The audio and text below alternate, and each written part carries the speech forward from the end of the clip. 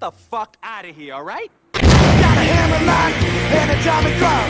Yeah, I'm gonna go all night. I got a suplex, no I'm doing it. When I came to fight, I got a figure four. Yeah, I'll show you some more. Anything you want, 2, 3, wear the camel clutch. I know it in mud.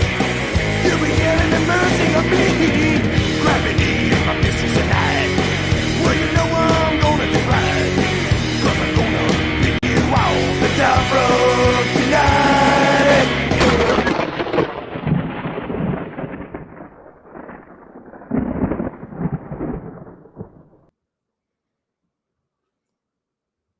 Club going up on a Tuesday. Yes, it's a special Tuesday night edition of This Is Awful. I am your host, Awful Wrestling, along with my esteemed co-host, Akadis. And of course, as you see, a special guest, a wonderful guest from the Squared Circle Maniacs podcast, which is on YouTube every Thursday at 7 p.m. We've got the great Don Wayne right here along with us. How you doing, my man? How you doing this? Good. How is everybody doing? Good, man. Thanks for having me on. I appreciate it. Looking forward to the show. Going to have some good laughs, I hope. Yeah. I'm glad Don's here because I'm extremely frustrated right now. So it's probably good that you have someone else here to bounce off of a little bit. What's frustrating you? I don't understand, dude. I'm sitting here. So YouTube didn't pick up the audio. That's why we run the stream before. For anyone asking, YouTube decided it wasn't going to pick up the audio. No idea why. I ended the stream. I started going through all my settings on OBS. Nothing was wrong. And I'm like, okay, well, screw it. I'm just going to start the stream again. Started the stream again. It just worked. I don't know why. I don't know why it does. It just does. It just works now. So that's how it goes. Whatever. Man. It's YouTube. I just don't get it. It drives me crazy. Things supposed to work. Okay, sorry. You go. We'll get into the show here. Well, talk anyway, to Don. Introduce people to Don. Yeah, it's first off, it's a pleasure to have you on, Don. We've done many Twitter Spaces together, and spoke on various topics, including AEW's trajectory, and what he and Johnny Bottles, his co-host, do every Thursday is microscopically dissect this terrible program known as AEW Dynamite. It's always a joy to listen to. And Don, first off, what'd you think of last week's show where they got 617,000 viewers as Darby Allin is the world champion? I think they made a big mistake when they put the strap on him. This feels like a Make-A-Wish moment for Tony Khan. It's one of the guys he likes that he identifies with. It's a smaller wrestler that he loves the smaller wrestlers. As we all know, he's not big on the bodybuilding guys. He's not big on a traditional-looking wrestler. He wants 400 flips, or he wants complete kamikaze chaos where Darby Allin's throwing himself into shit nonstop. And the ratings project it. The ratings show what happened. He's not a draw. He was never going to be a draw as a guy on top. He's a nice side piece. He's what you'd probably say a bishop on a chessboard. He's not your queen. Security, my safety, my life was in danger. Ed Ewan ** super chatted $4.99. You are still better at production than AEW. Thank you, Ewan. We appreciate that. Yeah, Don, you'll get interrupted here occasionally. That's apologize. Fine. No worries. Oh, no worries. We had another one coming before the show. You want me to hit that one? Sure. Too awful right now? Or hit it. Wait? Okay. Then we will do it. Seth Rollins, I'm coming for you, boy. And I'm coming hard. Ed Ewan ** super chatted $4.99. Late and AEW. Yeah, we're late. Sorry. But thank you again, Ewan. The underhanded comment. Much appreciated. Thank you, Ewan. All right. Anyway, Don, I'm sorry you were interrupted, but you were discussing Darby Allin as a Make-A-Wish kid who it's not going to work. And this is a short-term moment for him that I guess Tony Khan felt like he owed him for being the flagship bearer for this company. And now you're hurting your own fan base by putting a guy that doesn't have a draw or an appeal to everybody else. And you're going to put MJF out there with a guy that I've dubbed Puddle Jumper because he's not a jet. And you're going to put that as your main event this week. Now, MJF is going to draw eyes. He's going to get the fans interested. But you're doing it again. He's doing it again. He's putting a guy out there that he identifies with that nobody else wants to see. And I think, the results will be what they are. They'll probably get a little bit higher number, but it's not going to pop 700,000, I don't think. I'd be surprised. I'll say that. I didn't like the MJF Kevin Knight segment. I think it took way too fucking long. MJF went through every gamut of emotions during that promo, by the way. Like, he was angry, he was pissed, he was introspective, he was courteous. But at the end of the day, like, too long of an intro. That was the opening segment. Like, they think they really are WWE out there, where they can just cut a 20-minute promo. And by the what was the first match out there King versus Leo Rush. That's oh my God, like, give me a fucking break with that. But yeah. Who decided Gollum should be featured on TV every week? I don't know what the hell they're doing with this guy. You can't have a guy that big out there facing a guy that looks like he just escaped the 5th grade. It just looks ridiculous on the face of it altogether. And why did the match go so long? Like, that's the other part of it. This should have been a squash. Gollum should have been spitting teeth within 5 minutes, and this thing should have been a wrap.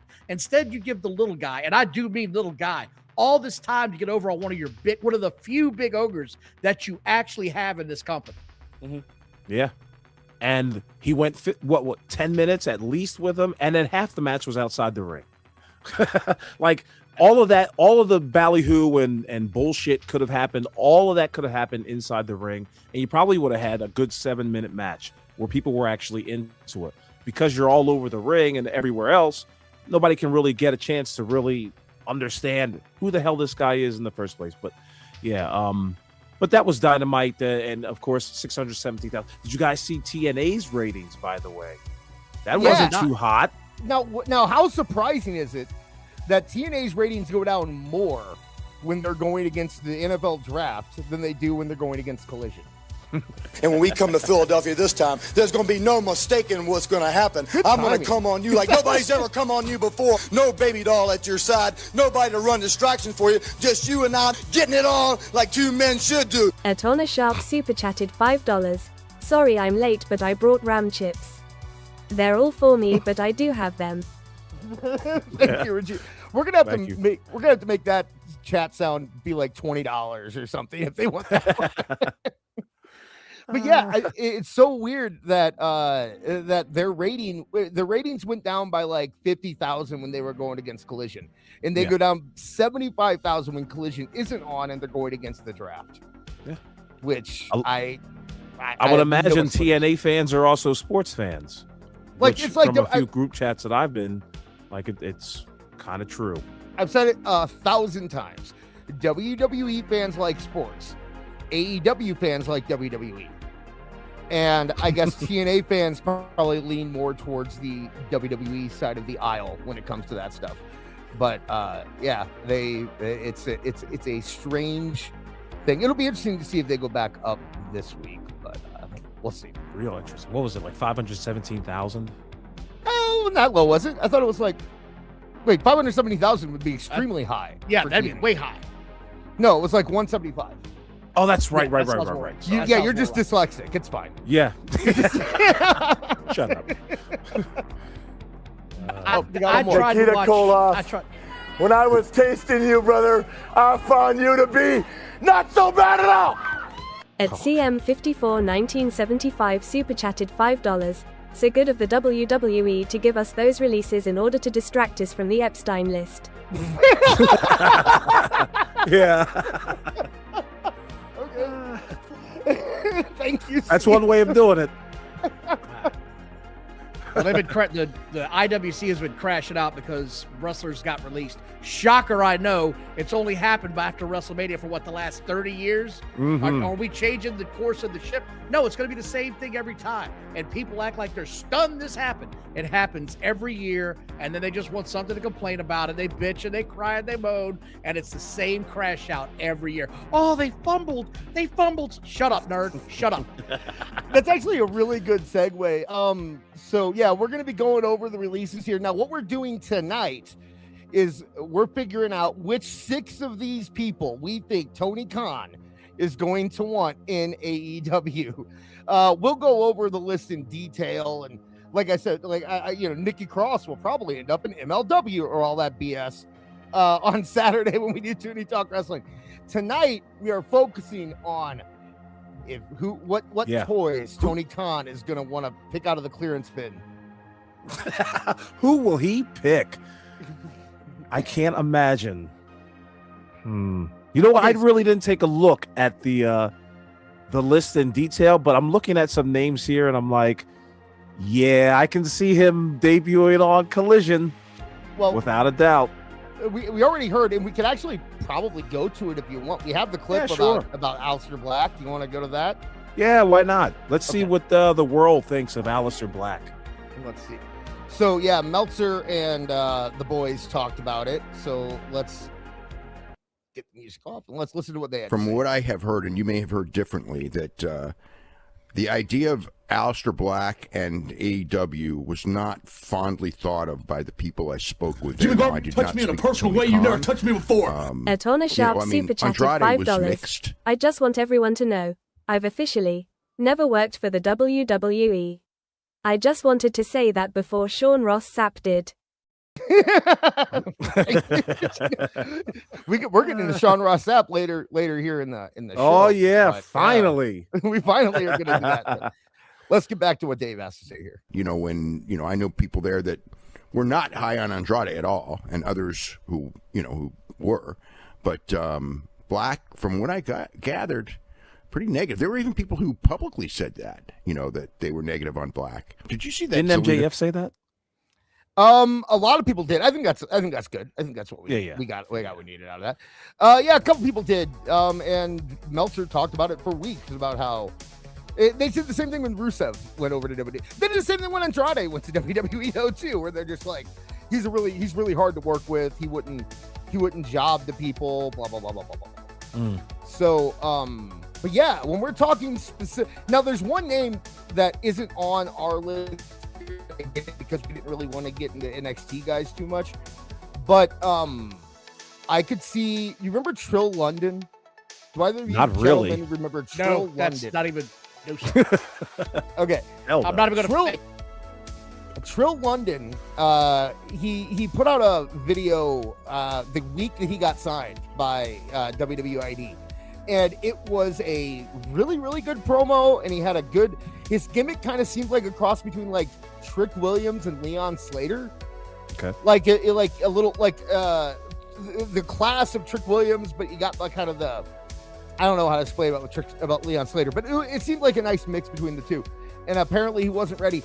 But considering that Tony jumped on Knight when he could, I'd assume that he's probably going to go after that Trill London kid too. So he'd be on my list. Do you want to explain about the listener predictions, Awful? Sure. So those of you who are listening have an opportunity to win big.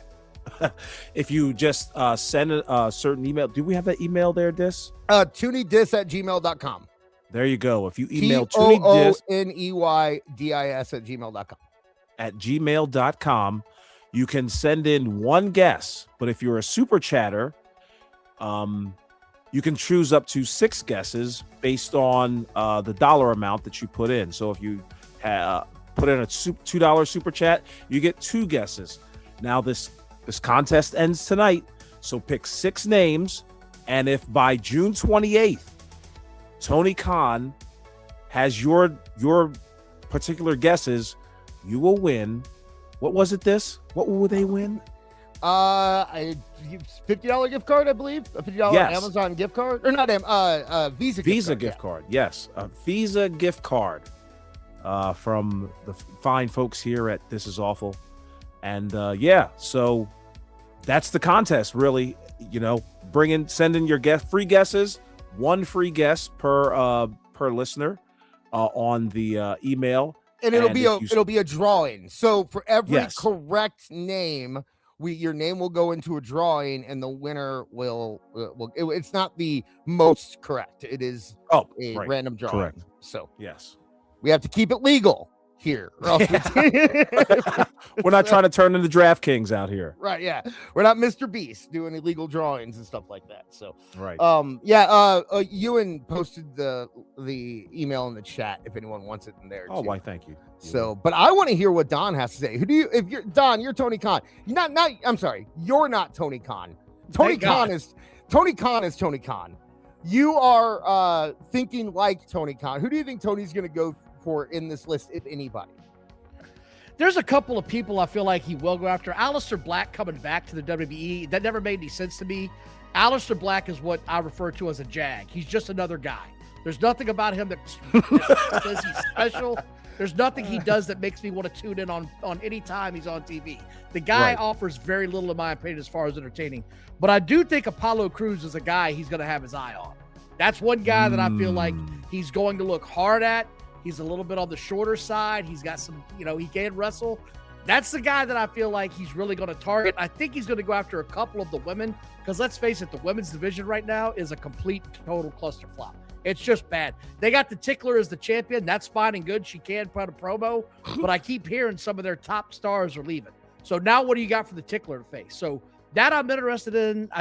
Apollo Crews is the guy that always has stood out to me that looked like a guy that would fit in AEW. And that's probably a good move for him career-wise. Now, Don, I don't know if he can cut a promo. Who's the Tickler? Thekla. I call her the Tickler. Oh. Because I'm not calling her that ridiculous name. I call her the Tickler. She makes me giggle because she is funny on the microphone. She does cut some hilarious promos to me. Now, I don't know if she's really drunk or not, but that shit sounds drunk half the time. And I'm all about that action. If you're showing up inebriated on camera, going off on a promo, sign me up every time. But I don't know if Apollo Crews is good on the microphone or not. He hasn't really gotten a lot of time. If he's as bad as Ping Pong, a.k.a. Ricochet, I want no part of it. But God knows you can't be much worse than that guy. Holy crap. You could line him up with the Hurt Syndicate. Yeah, Apollo Crews. And he'd fall right in. He's got the look to fit that group. And by the way, that group is full of grown men. That's my favorite group in AEW. The fact that they're not featured every week is ridiculous to me. They should be on there every week. And I know a couple of them got hurt, but that's one of the few groups on that wrestling show that look like legitimate wrestlers to me that I would probably not want to meet in a dark alley. They look the part. They act the part. They're big ass guys. I love those guys. They were on Collision on Saturday, I believe, teaming up with Chris Jericho. Yeah, let's waste that opportunity, won't we? Just waste the shit out of it. Let's put them with that dirt bag. It was certainly vaudeville when Chris Jericho's in the ring. But any other names that you got on the docket there for you? Zelina Vega sort of gets my attention just because like I said, last time I was in San Francisco, I went downtown looking for a woman. I couldn't find no woman. I found a lot of men that look like women. At Last Four Podcast DCC super chatted $5. I would bet that MCMG, Alba Fire and Joe Gassi head to AEW. All have friends in power who want them. Will Ospreay and the Young Bucks, and Tony will pay. Possible. Very possible. Yeah. But go on, Don. I did find it funny that the Japanese wrestler they released, she's already back in Japan from what I read today. Like she packed up and hauled ass. Yeah, she's gone. So I'm not sure what's going on with that. It sort of feels like to me like maybe she was ready to go home. And maybe they had a discussion behind the scenes and she said, look, I've appreciated it. It's time for me to go home. I've had my run here. Thank you for the opportunity. I don't know, but for you to end up in Japan just a few days later, she was packed light, pal. That's all I know. She had a closet full of like 5 outfits, rented an apartment that was furnished. It was like, I'm out of here. See you later. I wonder where they had her at. You know, probably someplace in Tennessee. Know, but I guarantee you one thing: it was next to a big ass airport to send her on her way when she was done. Yeah, out of there. But those were probably the two that get my attention the most, just because they got to do something with this women's roster. It wouldn't be surprising to me if they signed a bunch more, but those are two I got my eye on. Zelina Vega. Yeah, they are a package deal. Yeah, I don't see Nikki Cross. I like Nikki Cross, but I see her more in TNA than AEW. Okay. I'd say, in fact, I could see why Tony would want Apollo Crews, But Apollo Crews is another guy that I could see going down to TNA, kind of staying in the WWE family. He's been there for so long, and he's so close to those guys. Like I could see that happening. I had to go check on my kid. Did he say Alba? Did you say Alba Fire, Don, by chance? I did not. No, I did not. Okay, because they have the other one, right? They have the other witch in AEW. Who's they got a bunch of witches. I know, but the witch who was witch with Alba Fire, her tag team partner from WWE, they got her in AEW, so I could see them bringing her on. I don't know, dude. Dexter Lumis, maybe. It's not a star-studded Slim crop of pickings. people. Yeah, I'd say. Like, I'd say the biggest get on there would be Bo Dallas. Carrie Sane. I think Carrie Sane. But but she's back to Tokyo. Yeah, yeah, exactly. And I don't see her. You're saying the biggest get would be Carrie Sane, but he would have to act quick because wrestling fans forget very, very fast. So it would have to be immediate. And I don't think she'd do it, even if she was staying in the States. If she's going to work in the States, it's going to be for WWE, right? It's Isla Dawn there, Dis. Isla Dawn. There you go. Thank you, chat, for that. I think I think more of these people are going to end up in TNA more than they are AEW, to be quite frank. And I think it's going to do a lot of them really well to go to that program because it's going to be a known face that a lot of fans are going to know for that program. And they're going to get to be able to reinvent themselves. And sometimes, like old JR used to say, go away and learn a new hold, and maybe we'll bring you back. And a lot of these folks, I feel like that's the opportunity they need. Because let's face it, WWE does not do the best job with their talent sometimes. They really shit the bed on a lot of moments. Cody Rhodes is a prime example of that. Friday night where he told them, hey, whoever's calling the shots up there, you're 0 for 3 with my matches now. Count your money and leave me the hell alone. And he's right. Go back to count your money and let the wrestling people run the wrestling show. What they're doing over there at times is utterly ridiculous. It's never embarrassing for the most part, unlike AEW, but it's just bland and boring, and that's what's missing in wrestling today overall. It's some excitement, something to make you get out of your feet and go, what the hell just happened? It just doesn't happen enough, in my opinion. But that's just those are some of the folks I think are going to AEW, and some I think are going to TNA. You know, Chris had said Joe Gacy. That's actually interesting because he was real close to Mox. So I could see Gacy in it, but he was close to Sami Callihan too, and I think he's in TNA. So I don't know. That's the thing about this list. I'm not really inspired to talk about it too much. Like, okay, Motor City Machine Guns. Sure, I guess they might go to AEW, but I could just as easily see them going to TNA. You know, it's just I guess Santos would probably be the biggest one that AEW might pick up. Right? He fits the bill. Yeah, I could see it. Although I could also see Santos just signing with AAA or something. You know what I mean? Like with it could be a restructuring. Right. I don't know. It's such a weird situation we're in now. But okay, so let's say we have to pick 6. Awful. I don't think you picked. What are you thinking? If you had to pick 6, that Tony Khan will try to go for. I do believe that they'll pick up Alba Fire to do that whole reunion with Isla Dawn, because we're back together. Yep, of course. And there's your storyline. There you go. Straight to catering. Go you. Santos Escobar, I think he'll be picked up by AEW. Although, the idea of him going to Triple A is enticing as well. Apollo Crews, I do believe that he'll get picked up and probably be slotted right in with the Hurt Syndicate if Tony's smart. If Tony is very smart, he'll do such a thing. Damn. You're in the camp of keep them all together. Is that what I'm understanding? I think Tony Khan is in the camp of keep them all together. Yeah, but you said if he's smart. So. Well, that's true. Yeah. If he's smart and slightly racist, he'll put them. He'll make sure that Apollo Crews is lined up with the Hurt Syndicate. I mean, who's going to put him with the conglomeration? I mean, goddamn, let's get real. That's a thought.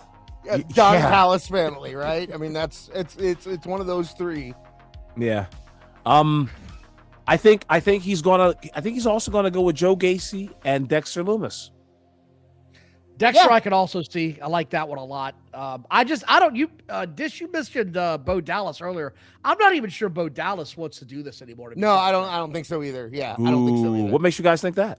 He was already retired, right? Yeah, he was already out of the business. He like started a pot farm. He was doing fine. Wow. Okay. I don't think it's actually a pot farm. That was the joke that was being made at the time. I think it's just, but he did have a farm. Like he was ready to just call it a day. He was back when he was with Mandy Rose, or wasn't it Mandy Rose that he was dating at the time, and they became farmers. Really? I think the only way that I could see if Bo Dallas stick around is if this was a thing where they said, "Hey, go down to TNA, rebuild yourself. We'll bring you back in a couple years," or something like that. Like if they had a specific deal, but I don't see him really going to AEW or anything like that. I do want to point out too, because the chat's like, why didn't this guy get released? These aren't releases, right? These are except for Santos. Santos, I believe, is a straight release, but I think the rest of these their contracts are up and they've been told they're not going to renew them, unless I'm mistaken. Is that? From what I read, I heard it was releases, like flat out releases. Yeah. Like it's time to go away. That's what I read. Okay. It's hard. You could be right. I could be wrong. I'm not sure. I just know that I read that these people were actually released. Now, what I've read with I've read where their contract wasn't renewed. That's part of the news I've seen, but I didn't see that with these names. And like you said, though, Bo Dallas did have something else going on. I don't believe if, the tragedy that befell his brother happened, I don't think we ever see that guy back in the wrestling business. I think he was happy going home. And I'd read he'd done realtor work. I'd read he was a pot farmer. Somebody said he was a heroin dealer. I don't know what he was doing on the side, but he was happily doing something. Oh, it was Liv Morgan. He was with Liv Morgan at the time. That's right, Liv. Yes, she got picked up for her infamous DUI. Which literally the same person. If you haven't seen that clip, that was hilarious. That's some funny shit when they figure out who that is. She's got like a $7,000 check in her purse. She hasn't cashed. She calls him. He sounds like he's waking up from a drunken stupor. He's like, "Where are you at?" We've got to get this video. She's like, I don't know where I am. Can you tell cops? Can you tell them? Yeah, we're on this road doing this. She's like, I suck at directions. You know that. I'll tell you this. If I was Tony Khan, I would hire maybe the Motor City Machine Guns, and that's it. And the only reason I do the Machine Guns is because you could use them backstage in a couple years as agents and stuff like there's literally no one else on this list that I would be jumping after. Kairi Sane, you'd have to pay her way too much. I know people love Kairi Sane. I get it, but but it's all she was doing was following around Asuka and crying. Like that's all she's been doing for 6 months. And I saw people like, oh, she doesn't get her payoff. It's like, okay, so what's the payoff? She beats her and then becomes the Intercontinental Champion. Like what? Like there's Kairi Sane's not going to be a top woman in your division. Not when you have Jade Cargill and Rhea Ripley and Io Sky and Asuka and Liv Morgan and Charlotte Flair. Like she's not going to be at the top of that division. There's no third. There's nothing for her to slot her into, like. And if you give her an Io's taken, if you give her an Intercontinental US title, then people will complain because those are supposed to be the titles for the new kids, the ones coming up in the world, So there's really no place for her.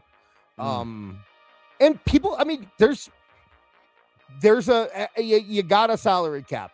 You can't just pay everybody to do it. You can't be that, if you're that company, then you're Tony Khan, right? Then you're AEW. And you can't just let people sit around who aren't going anywhere, who you have no use for. Apollo Crews, like they were trying so hard to fit him in somewhere, and they're bringing him on SmackDown, just like, hey guys, I'm here. That's all he was doing basically. So, well, you said something just now that sort of made me laugh inside. They can't pay guys to sit around and do nothing. Why the fuck not? Tony Khan does it all the time. How many people are on that roster right now that are never getting used? They just sit there, unutilized, not on TV. They never get seen on TV. And I don't know if I would like that wrestler or not, because you don't give him a big enough shot. I never see 2/3 of his roster. You never see. You don't see them because he is infatuated with the guys that he likes. But I'm going to get Orange Cassidy's sorry ass every week. I'm going to get his pockets. That's what I'm going to get. I'm going to get him every week.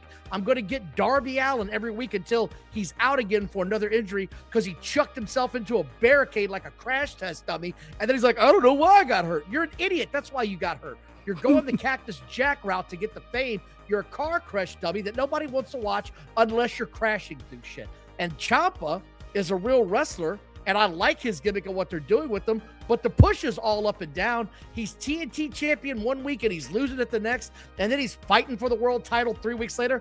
It's just, it's the roller coaster booking of nonsensical sequiturs that I can't keep up with sometimes. And I watch this shitty show every week.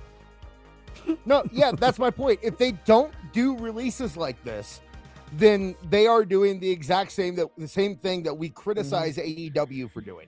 They are holding people just so they can't work anywhere else, right? They probably got what they wanted out of Motor City Machine Guns. Motor City Machine Guns came in.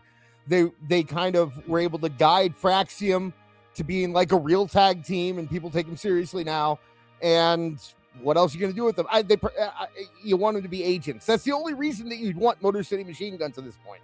I don't really have an issue with any. Well, I would have thought that I thought that they would have probably gotten some agenting employment after their small run here. I would assume maybe that might have been promised to them. And that's what I'm saying. I bet that they were told, "Hey, okay, now we can use you as agents," and they're like, "We're not ready for that." And they said, "Okay, well, bye." I can't. I can't really. There's the door. Yeah, like that's what we brought you in here for from day one. Right.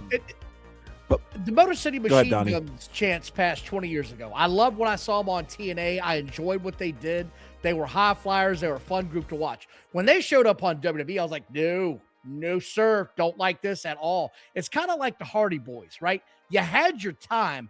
What are you doing here? Matt Hardy's legs are on backwards. Like, I don't know what the hell this guy's doing half the time. He can't move. And quite frankly, the Motor City Machine Guns, they didn't lose a step. They lost 15. They didn't look very good to me when they were there. I don't remember them, lighting the world on fire. That's for damn sure.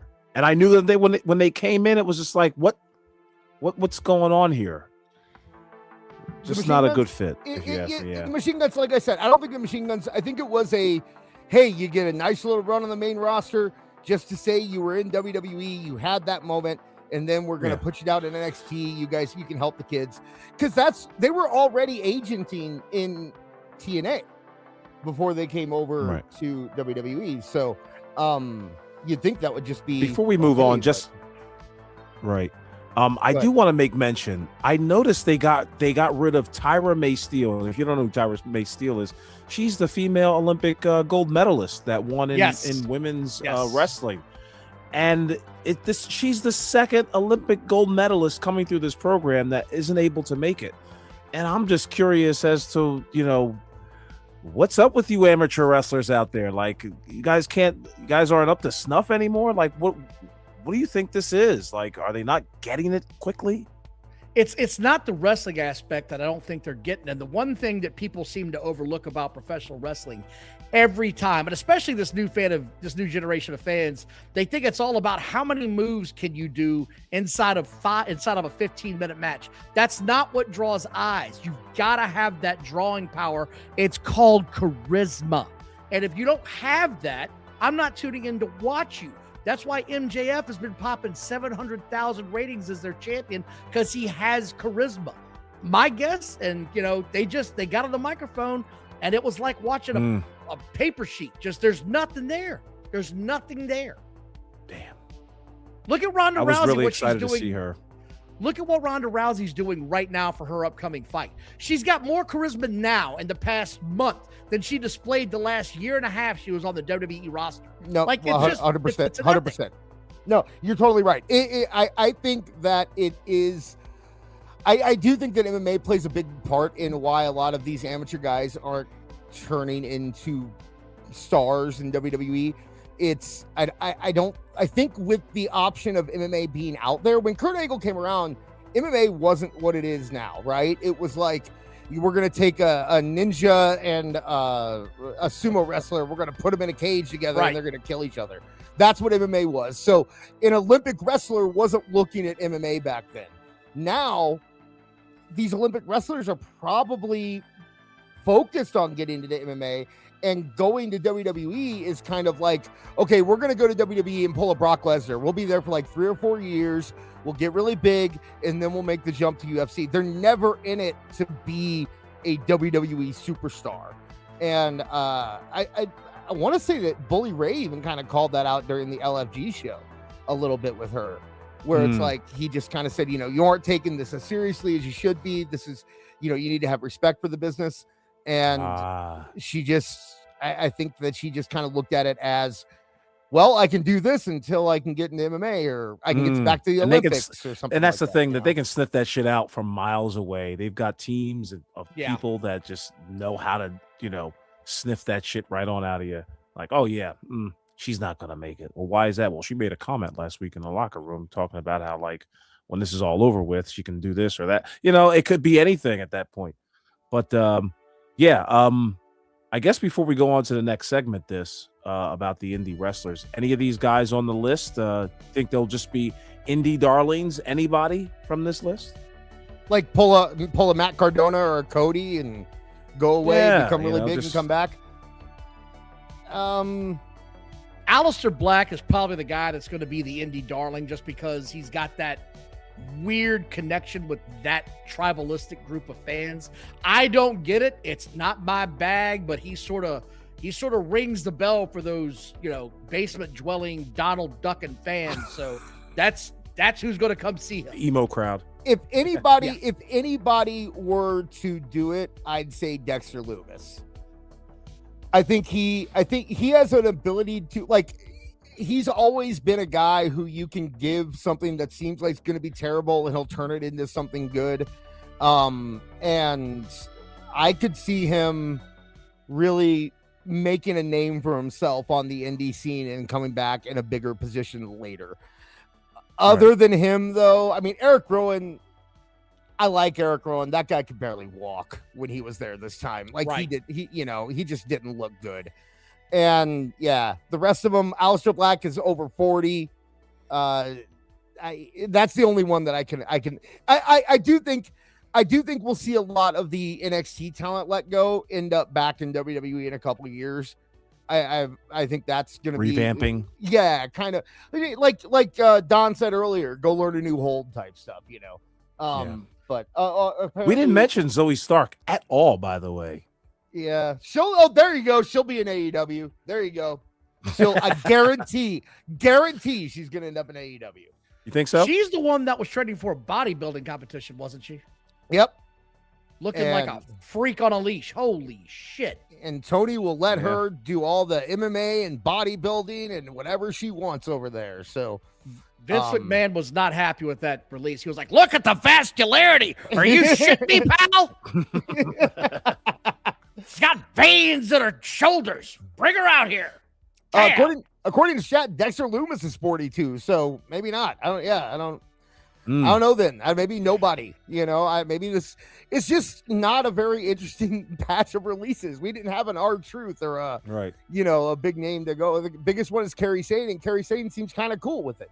So I don't really know what else I don't know who to go for. So, but like I said, on Saturday, we will kind of go over in more detail and get at the NXT guys and get Jake's opinion and all that kind of stuff. But you want to get into the indie show stuff, Awful, now? Yeah, let's do this. Do we want to kind of explain? I'll explain. So yeah, please. If you listen to Toonie Talk Wrestling last Tuesday in this time slot normally, we did a little segment on how the indie wrestling stuff during WrestleMania weekend was at an all-time low in terms of quality. And I really do think that it's time. Indies need to grow up.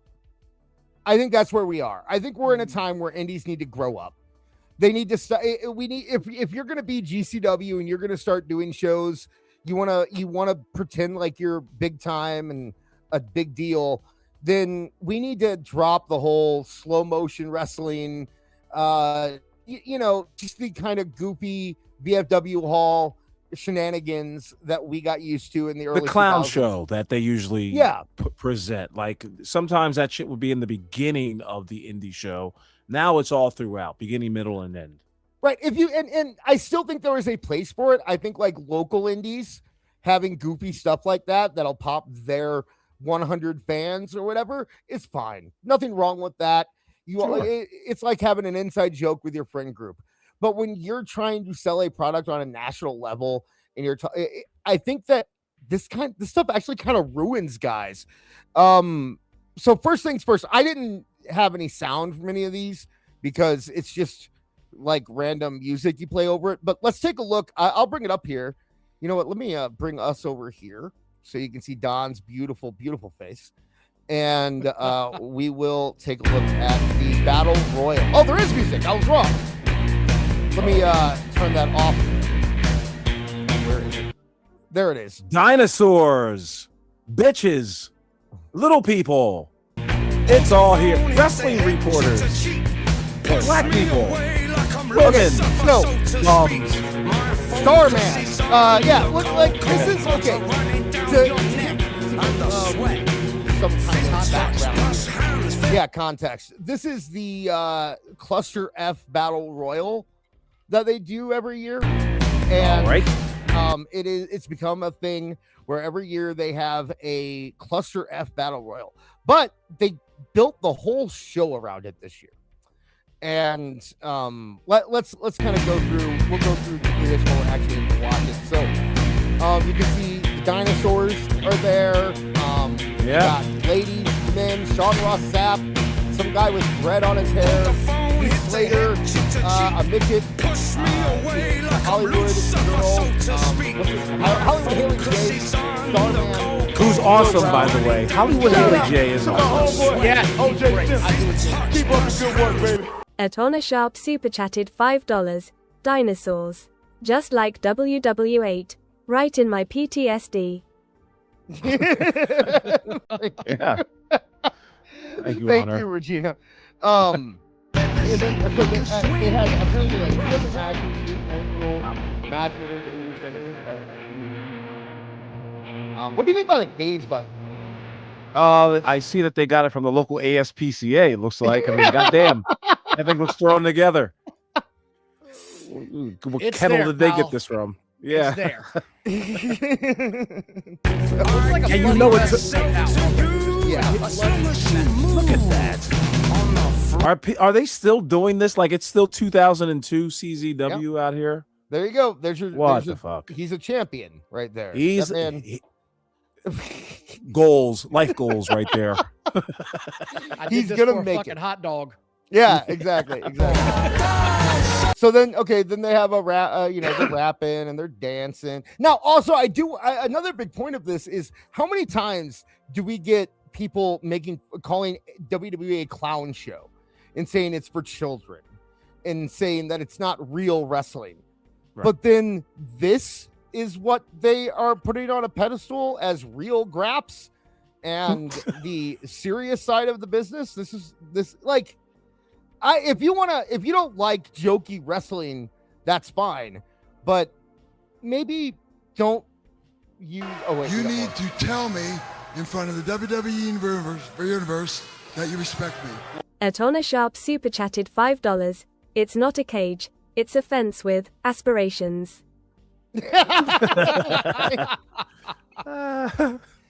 Thank you, Regina. Yes, indeed. Awesome, Sharp. Yeah, I turned the music off. That's why you can't. Oh, okay, we can't. Well, you can't anymore. So, okay, back to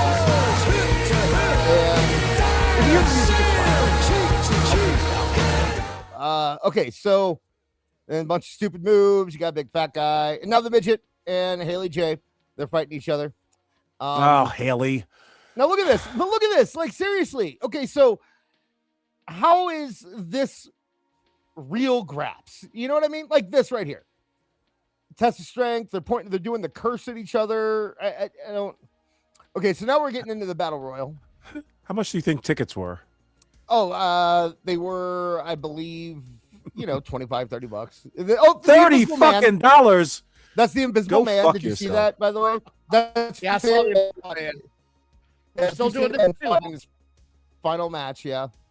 Oh, look. Oh, he took a bump on his head for nobody. Oh, my God. Are you fucking kidding me? Nope. Now 2 ladies kissing, and then more people kissing. And that's all right. Love is in the air. But this is okay. Now here's the dinosaurs. Are you excited about? Did you think the dinosaurs were gonna fight? Because they totally fight right there. And yep. What is this promotion called? This is GCW. This is GCW, sir. Jesus. This is the biggest indie promotion in North America right now. The nerds have officially taken over the asylum, and this is what you're getting, and that's why. It's nerds. It's a bunch of nerds that identify with these people on some platonic, perverse level, and that's why you're getting this shit. They want to see girls kissing because they've never actually seen girls kiss anything in their real life other than their mom. Like, that's where we are. That this is who these people are. They want incredible. Yeah. And they get the best they can do is get like $450. Okay, yes, Starman. So did you? We talked about this. I wasn't able to get a clip, but Don, they had a spot in this match where. Did you ever play the NES game Pro Wrestling? Come on now. You serious? Okay, I was Starman. I was Starman. I will backflip kick the shit out of you. My Not the Amazon. My avatar is based on Starman. I love Starman. That was the jam. So at one point during the match, D'Lo Brown, Starman started glitching out, and D'Lo Brown blew into a Nintendo cartridge to fix it. Oh, fuck. Yeah. Yep. This is what's wrong with wrestling today is people pay money to see this shit. This is why you don't see grown men anymore. This is what they want to see. Goofballs in tights. That's what they want to see. Awful. I want you to look at these spots. These are what they picked out to put in this video, okay? Look at these spots. Watch this. So you got this guy. Now watch this next one. Oh. Now this, look at that kick. How do you put that kick in a highlight video? How do you put that in a highlight video? Like, this is supposed to be the best thing that happened that night. Yeah. John they didn't have a camera too. John Moxley. And a lady won the Battle Royal because, because fuck you. Girl power. Why. Yeah. Lord. This one's quick. So, Awful, I know you've been looking at this. You know who this is, don't you? Oh, my God in heaven. It's Sean Ross Sapp of Fightful fame. And, of course, BRYAN ALVEREZ from Figure 4 online newsletter. They're in a ring, folks, at the GCW event. They're in the Battle Royal. The fucking Battle Royal. So they are living out their fantasy of fucking being wrestlers. I'm glad you said that because that's what they've always wanted to be, and that's why they have such disdain for actual pro wrestlers because they can't identify with the Roman Reigns. They can't identify with the CM Punks. They can't identify with Pockets. That's the guy they can identify with because they can do the goofy shit. But when it comes to actual in-ring action, they got nothing for you. And stop telling me you're a reporter. You're a super fan. You probably have a super chat account to this show right now. Excuse me, Don, a dick pill salesman. That's a quote that he actually said. A dick pill salesman. And I don't think either one of these guys have played any sports in high school or in college or whatever they may, have got their learning. All right, now we're watching. Okay. No. I had to add the thing that I talked about before the show. So anyway, go ahead. Gotcha. But yeah, that's let's see how these guys throw down. Yeah, this is like less than a minute long. It didn't last. There's Sean Ross Sapp chopping, purple hands, chop.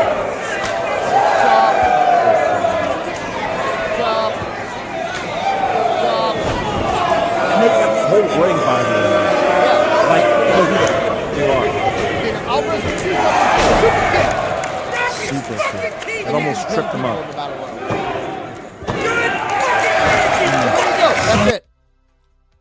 That's it. Goddamn. Sean Ross Sapp, ladies and gentlemen, made it. They both got boners after that fucking match. WrestleMania weekend. So rubbed each other out during the match. Yeah, during the match. So we're gonna bring up. Let's play tummy sticks. We're gonna bring up the Brodie match now. This is the highly anticipated fucking Brodie match where everybody was just like, "Oh my god, he's the next best thing to Hulk Hogan." Is that the guy? The one that BRYAN ALVEREZ, because of this match, BRYAN ALVEREZ, Dave Meltzer said that Brodie Lee Jr. has been trained better than anyone in NXT. Oh yes. Yeah. This is what started him and Conrad hating each other now. Is that he's going back and they forth. kissed and made up. They always do. Yeah. But yeah. Did they kiss and make up? Yes. Of course. What homos? Of course I can't stand it. So here is a 16-year-old child fighting a 40-something-year-old child. So let's take a look at it. Brodie Lee Jr. versus Joey Janela. So, I want to get you and Don's thoughts specifically about Brodie's work here. Okay. Can I talk about his size first and foremost? I can't course. really believe it. He's 16. Oh, come on now. All right. So I don't know, dude. He really hit that rope like a bitch. Like, you got to hit the ropes, pal. I will say his hits look good, but they look good because they look like he's just hitting Joey Janela. He's not pulling back. Yeah, he's not pulling anything. Yeah, let's go back. Let's go back to the rope here. Holy shit. Liv Morgan hits it harder than that. Here it goes. Yeah. Professional. Yeah. You don't. At LuigiTron51 super chatted $5. Alvarez better be careful. Sean Ross Sapp likes to beat up people who talk trash to him or send salacious messages to Denise Salcedo before he does. I was rubbing your thigh. Yeah. I'm trying to memorize that quote, that tweet, actually. As I rub your inner thigh or some shit. What a weirdo, man. Yeah. All right. Definitely belongs. Oh, we got you still. Awful. I'm here. Okay, there we go. Okay. There we go. It sounded like cut out for a second. So anyway, Matrix took over. Yeah.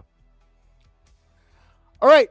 Brodie's going for the pin. Now, okay, that's another thing that bothers me. Look how close they are to the ropes and Joey Janela getting grabbed to the ropes. Like, just grab the rope if you're that close. Have some ring presence. Are you serious, this? Dude, it always bugs me. Don't you have those pet peeves in wrestling that you're just like, you're right. I'm not going to argue with you. Like, that's what I thought it was going to happen, was he was going to grab the ropes. If you're that close, then grab the rope. Yeah, exactly. So you do the chair spot. I mean, do we need to really even talk? Okay, there's some kind of run in. I don't know. Do we even really need to talk about the just the morality of play here of a child wrestling? It's really bad that this is happening. It's disgusting in my opinion. I'm not going to crush the kid because he's living out his dream supposedly. Yeah, like, you don't blame the what kid. he wants to do. It's not the kid's fault, but the promoter putting this kid in this match is dirt. He is a dirt strangler is the best way to describe it. It's the lowest form of entertainment. If I told Max that he could wrestle a match, he'd do it too. It doesn't mean he should be wrestling a match. Right. So yeah, we can't blame Brodie here, but you can blame his mom. I think his mom is a good person to blame for it. I think Amanda Huber, I think maybe she should get called out on the carpet here for this one, but I can't even really come down on her too much, because what are you going to say? Your 16-year-old son wants to live out his father's dream. I'm not going to get in my son's way if he wants to do it, but I'm not going to have him video the damn thing and put it on a show like this. Right. Like, that's not happening. To hell with that. That's never going to happen. Yeah. No, you are asking to be, you're asking to be criticized. And at this point, I guess the young man is being criticized because Dave Meltzer put him on a pedestal. And now everybody's going to take a look at him with a fine-tooth comb. Like, okay, is he improving at all? How many matches will he have? He can't have the same match with Joey Janela all the goddamn time. He's going to have to improve. He can probably really strike and kick Joey Janela, but can he do that with somebody else? He's going to have to learn how to work. Hit the ropes, kid. Hit the ropes like they owe you trans money. This is honestly probably the worst thing he could have done for if he actually wants a wrestling career. Right? Really? I mean, this is interesting. And yeah, because what you want to do, in my opinion, okay, if you are somebody like Brodie Jr. or somebody, a second generation wrestler, all you're going to do by getting this spot when you're 16 years old is be called a nepo baby. Like you have to, if you want to really like develop and prove yourself, you have to pay some dues. Like Dom is a unicorn in that sense. He's one of the only guys who really kind of just went in, and that's not even true. For like 2 years, people didn't accept him at all. And then he finally made it. But so many other ones, David Flair.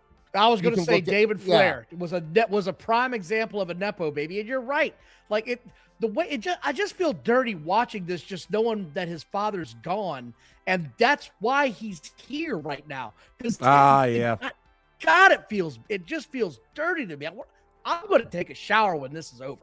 Chris Conner said he's 14. I thought he was 16, but Chris Conner's saying he's 14. Wow. Which is that's even worse, man. That's even worse. I'd like somebody fact check that, because I thought I remember them saying he was 14 just did 2 years ago. Okay, well, I guess. All right, but well, now hold on. To go back to my original point, now the mom's fair fucking game. Like, there's no way in hell me or my wife would let our son at 14 years old, he's 13 now, get into a wrestling ring for this kind of trash. There's not a shot in hell. No chance. With Joey Janella. I was just about to say, with Joey fucking Janella. Okay, so he did the Sister Abigail thing here. So you got a 14-year-old kissing a grown man. All right, we won't talk about that too long. But he only got a 2 count, by the way. Of course. Yeah, he's 14. Chat saying he's 14. Thank you, Last Connor. Wow. Or Last Caller. What is this? It's finisher. Again. This really does expose the business. I will say that. It truly does. Absolutely, it does. Yeah. Yeah. Okay. Chat. Load us up on names of second generation stars who this David Sammartino is a Eric good name. Watts. Greg Gagne, I think, would be another name that you could add to that list. Yeah. Daddy said sell. Yeah. Look at this. How is he going to turn that man for a sharpshooter? Look at that. He's really. How does that hurt? Oh, it hurts because you ever, you know, when you're 14, 15 years old and you're wrestling your buddies or whatever, like you really cinch it in. Oh, there's Amanda Huber. This is why we're having the match in the first place, so that she can get her shine. Yep. Dude, this 14. I'm sorry. That's just. Oh my God! They're going to get another kid to ring. Amanda Huber, you know what she is? She's a pageant mom, right? Pageant mom. I love it. That's what she is. So on a different stage, on a completely different stage. Yep. And we have one more of these here. I saved the best for last. Obviously, I'm gonna bathe in hand sanitizer. I just want you to know that. Yeah. This one is we're gonna take a look at some of the highlights from Sandman's last match, his retirement match. Yeah. Oh, Sandman. Shit. With Mick Foley. Yeah. Bill Alfonso. Bill Alfonso was there. I have not seen this. Let's take a look at it. I have. So there's Sandman, and he's squaring up with the Invisible Man here in the ring. Not gonna lie, I love the shirt. Oh yeah, Sandman's fine. No, none against Sandman. I dig that shirt. And by the way, let me also, I do want to say this. This is a fantastic performance by Sandman. This is his one-man show right here. Yeah, this is a great performance by Sandman himself. It's just, I'm still trying to wrap my head around the idea that this was his last match. This was his retirement match. This is the match that he went out on. One of the 4 hardcore kings is fighting the Invisible Man for his retirement match.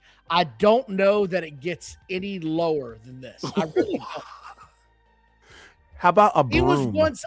He was idle or a blow up. A blow up doll would have been better than this. This is pathetic. All this is missing is Kenny Omega to stick his fingers in somebody's buttocks. That's what we're missing right now. Give me the finger bang gang and call it a career. Good Lord. Sandman running the ropes a little better than Brodie. Yeah, just a little. They bent. And there he goes. He's hitting them with the... Dude. So Bill Alfonso was the Invisible Man's manager. Awful. All right.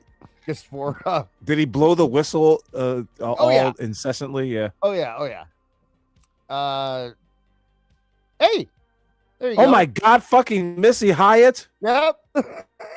Oh, my God. With a Virginia Slim. Yep. JR just popped a blue pill. Hey there, honey. Was he in Las Vegas? Sure he was. He was trying to get there. Yeah. I'm going to be in the hot tub. Go grab me a pack of Virginia Slims, will you? Let's get this 3 count on. Don't forget my Jack. Now there's another invisible wrestler, God. Invisible Man and Invisible Stan. So all right. Stan does a run in. I wonder how long this match was. Oh, too long. It's already too long. Exactly, Dis. It's already too long. And here's Mick Foley. Oh, my God. Look at this. Out of the woodwork comes Mick Foley. I'll tell you what, half decent crowd out there in that little convention center. Oh, yeah. GCW draws. And that's what I'm saying. This is like, how can you defend this and then say WWE's a clown show? You know what I mean? Like, I don't really. I don't get it at all. If you want to like this, fine. But come on, guys. Oh, look. Mick Foley is known as the king of hardcore. Sandman went down. He went down on his back. Low blows from the people you can't see. So yeah. And there you go. Invisible Man was the only guy that wanted to work with Sandman that night. He's like, I'll do it. That doesn't work for me, brother.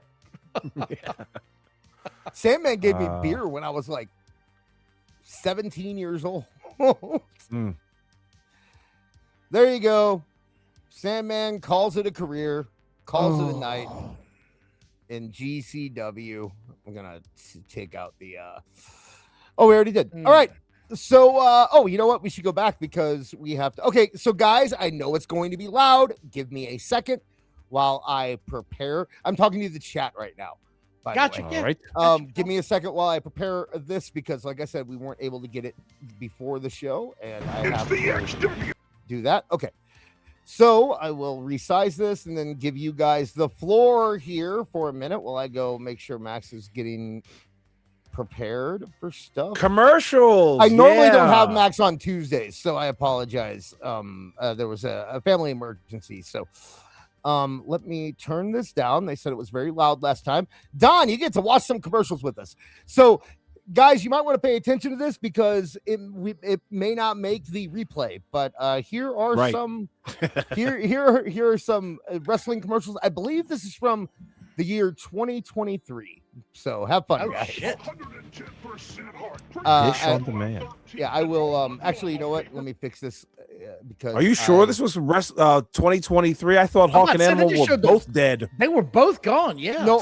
This was because I think you're watching a commercial for the XWF. Okay.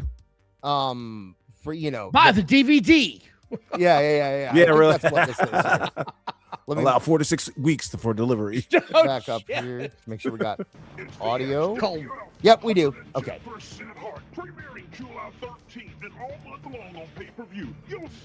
You'll notice, Don, no one in that ring is small except the women.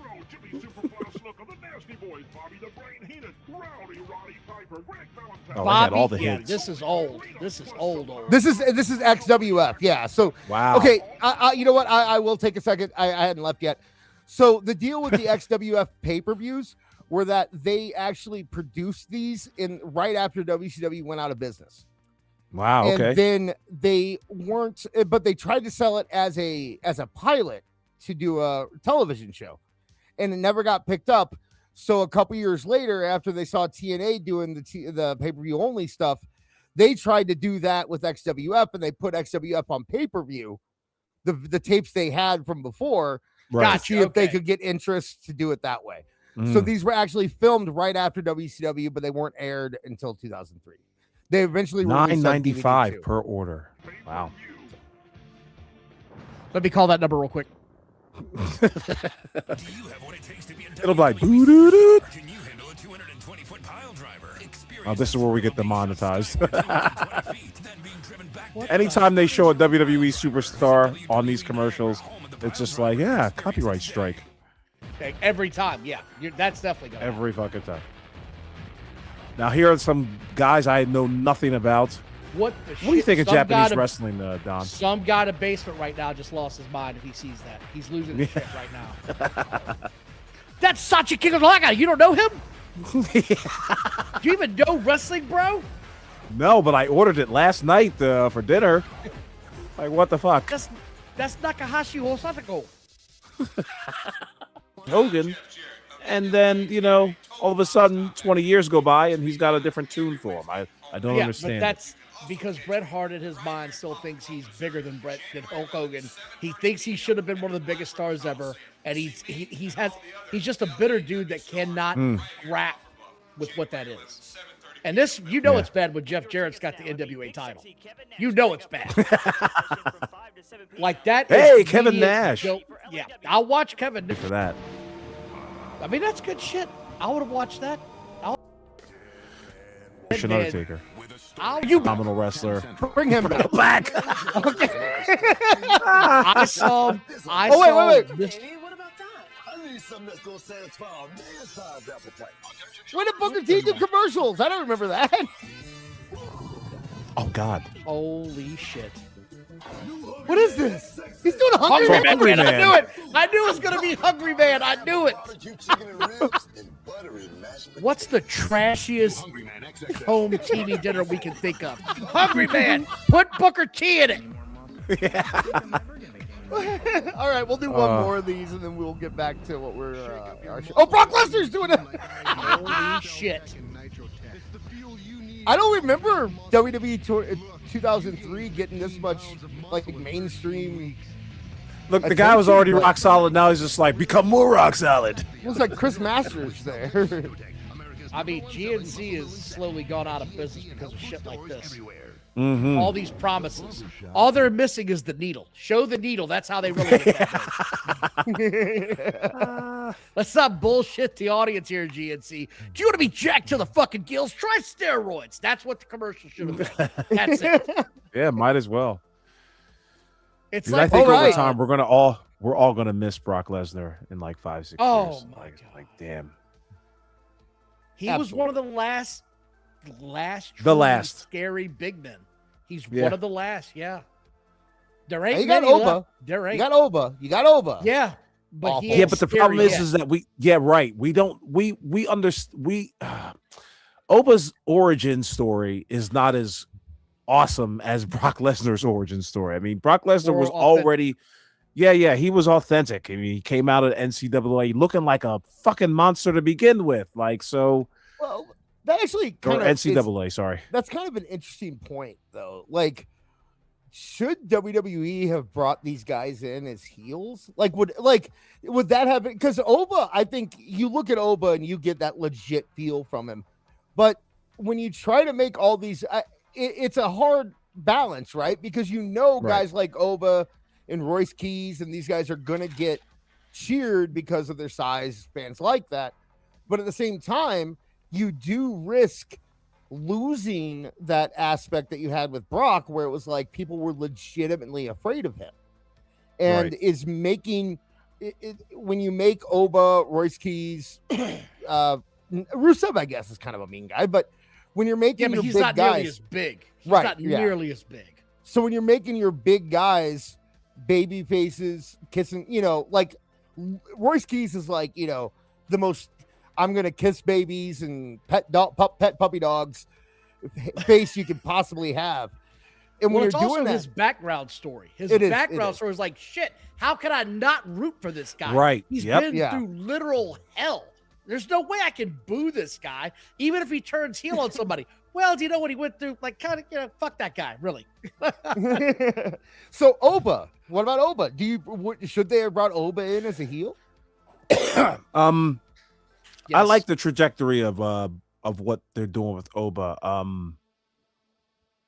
Should they have brought him in as a heel? I would have had him smash one of their faces hard right out of the gate. Just kick the shit out of one of them. Just, you know what? You want to know? Jey Uso is a prime example. Kick the shit out of Oh, Jey. that's a good one. Yeah. Here's what you do. Here's what you do. Next big white boy you're gonna call up, make him a heel. Because I do think also, I think WWE crowds have a hard time booing black people. I've got to. Is that what you think is going on? I've noted. It seems like they're reluctant to boo. Like, it took a while for Jade to actually start getting heel reactions. Like a year and a half. Not in Saudi Arabia, pal. Not in Saudi Arabia. No, well, that's not here. That's not America.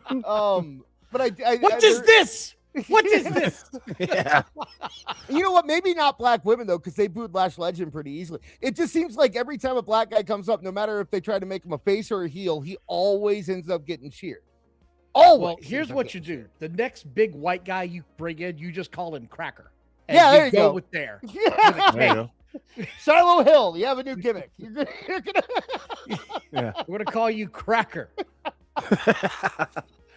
All right, awful.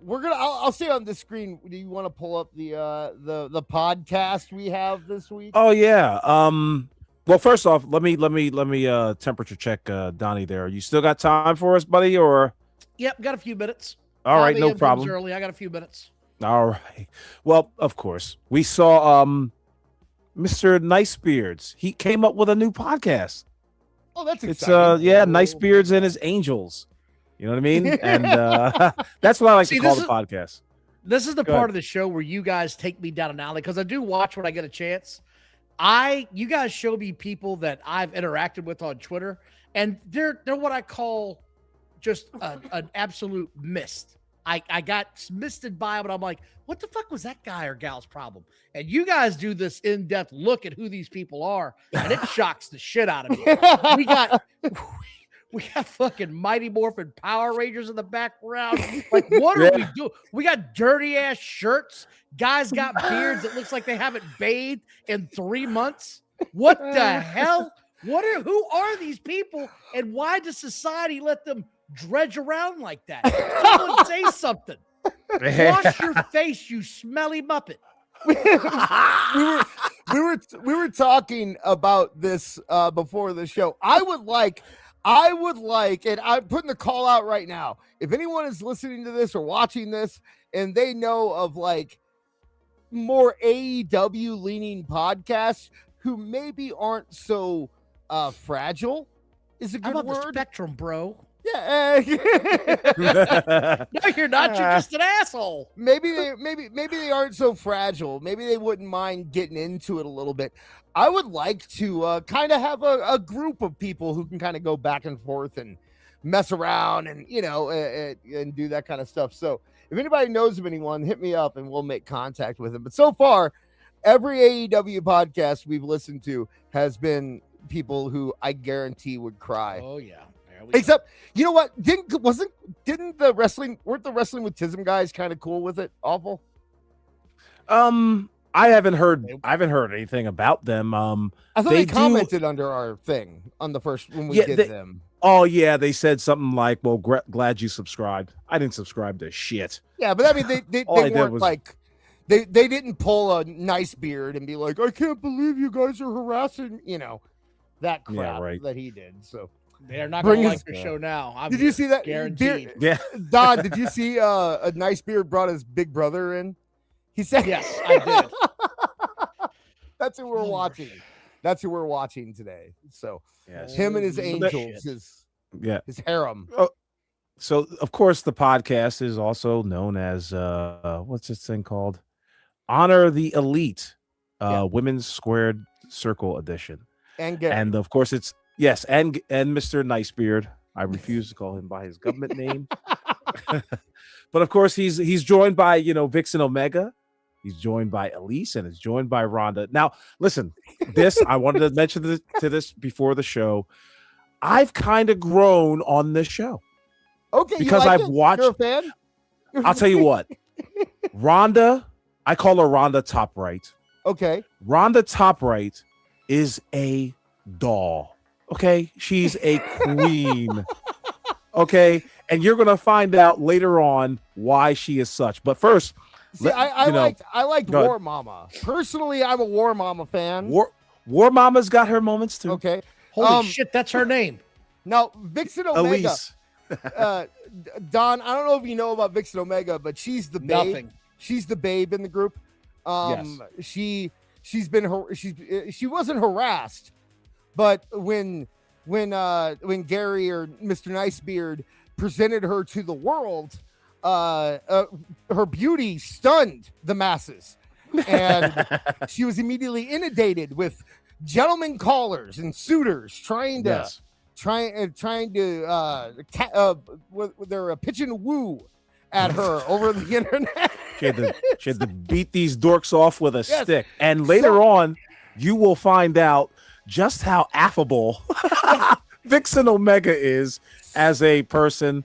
It's the most hilarious thing. So much so that Mr. Nicebeard had to make a statement telling his thirsty fans to lay off because she's not open for business. So Don, I remember that. Let me make a couple of comments here real quick. Rhonda, I respect Rhonda. She's all in. Like, there's no bullshit on this. That's a fan. I give respect to Rhonda. That's a fan. She's in heels. That is a fan. She's in heels. Yes. I'm just saying, part like, of the she's heels membership. all in. She is all in. She doesn't hide it. Good for her. If you're gonna be that person, be that person. Vixen, however, the camera with the mirror showing the reverse look, that's a bold move, Cotton. That's a bold strategy. What the fuck? Yeah. That's like podcast 101. No fucking mirrors behind you, you jackwagon. What are you doing? Okay, in the chat says, look at the wall of AEW figures Rhonda has. How many Walmarts did she go to? Hey, probably one. They had them all there. Yeah, they had them all there. They're all on clearance. Nothing got sold. I mean, she's all in. I give her credit. I'm worried about Curtain Rod Rhonda. I mean, below Rhonda here. Curtain Rod down there. That's a little sketchy right there. She looks like she's sitting out a goddamn... she looks like she's in a hostage situation. It's looking right up her nose. I don't know what's happening. I see a lot of ceiling and the lights up there, so that looks sketchy as hell to begin with. That's a TV behind her playing in the background. I hope it's muted. So that wall think, is begging for pictures, by the way. Do you think that she might be one of the rare AEW fans who have to live in a basement and give their Social Security check over to, what's his name? Gary Wayne Allen, or what was that guy's name? That Donnie Ray Birchfield. Yeah, Donnie Ray Birchfield. You think she's a former partner of Donnie Ray Birchfield? That's some sketchy shit right there in the background. That is sketchy. Yes. Lights on in the daytime. Yeah. I love it. What are we doing here? But yeah, I'm going to go to the first clip here. 844 I keep calling them neckbeards. I don't know why, because he may have a neck beard, but he's Mr. Nicebeard to us. Mr. Nicebeard poses a question to the panel, and the question is, where does MJF, since losing his championship, where does he go from here? And I want you to take a listen to what Vixen and War Mama think would be a cool angle for MJF. Oh, there's the international title. There's the unified title. There's the continental title. Like, there are so many other belts that you think he's just going to go, I'm done for the day. No. He's going to go, no. Because he's MJF. Yes, pipe bomb queen. I just thought of something, because you just said that. Wait. Imagine if he goes after all the belts and keeps losing. Did you hear that? Imagine if they have MJF go after all the belts. Brilliant. Of course. Why not? Why wouldn't you do that? How many championship clauses would MJF have to have in order to do that?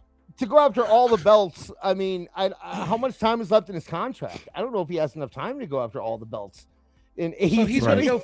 He's gonna go wrestle the Tickler. That's where we are on this booking Yeah. sheet. He's gonna wrestle the Tickler. Bring out Willow. That she's next. I lost to Darby Allin. I guess I'll go fight Kevin Knight now. Like, come on, guys. What are we That's doing? the worst idea I've ever heard for your biggest star. Are you shitting me right now? And You she want was- your biggest star to go on a losing streak? Then she said it. She had the idea, and then she was so proud of herself. She's like, "I'm taking a drink. I deserve a drink after that one." And she chugging Well, back. you guys are going to be shocked to see what the response is to this idea. Oh, Gary don't J think shoots I her am. down, right? I don't Gary see J. that happening. I don't see that I'm trying happening. to say Mercedes Monet. No, but I'm saying like he goes after. Say he goes after the CNC. He's going after the CNC belt, right? He loses to Kevin Knight. He'd be like, "Well, I'm just gonna go after." He loses to Kevin Knight. MJF. MJF loses to Kevin Knight. Kevin the Puddle Jumper Knight. Man, War Mama, I was defending you. I'm on the Rhonda train now. I'm sorry, guys. She's a fan. She looks disgusted. She said this out loud. She's ready to come to the screen right now and throw fucking hands. The thing is, Gary, I mean, Mr. Nicebeard up top, you can't tell he's got that shadow because he likes to be mysterious. So you don't get to see I'm this mysterious from in the my nose basement. down. But he doesn't look too amused by this, but he also isn't going to say anything because, you know, you can't tell a woman that she has a bad idea. That would be, Yo, dude, that's like the underbed of what's been going on this entire show. Like, yeah. Nicebeard wants to really? say something, but he's surrounded by three women, and so he's got to play. He's playing the designated driver, essentially. You know what I mean? Like, but he doesn't know what he's doing. He doesn't want to That's upset the thing, apple is that cart. it'd be like you know, us having my kid drive a stretch of a road trip because you know it's like he has no idea how to run a podcast. So he's the guy they bring on. Obviously, they're bringing him on because they don't know how to podcast, right? That's clearly why he's there. There's no other reason to be there. The whole podcast is supposed to be all women. They had who's to get the a man. biggest schmuck who has the best mic? I know somebody. They had to go get a man to do the technical stuff, apparently. There you go. I don't know. I didn't do it. I'm not the one who got Nicebeard in there. So they had to get a man to go do the technical stuff. Hey, leave it to them. Leave it on their page because I didn't actually don't. We don't do that. Yeah, no.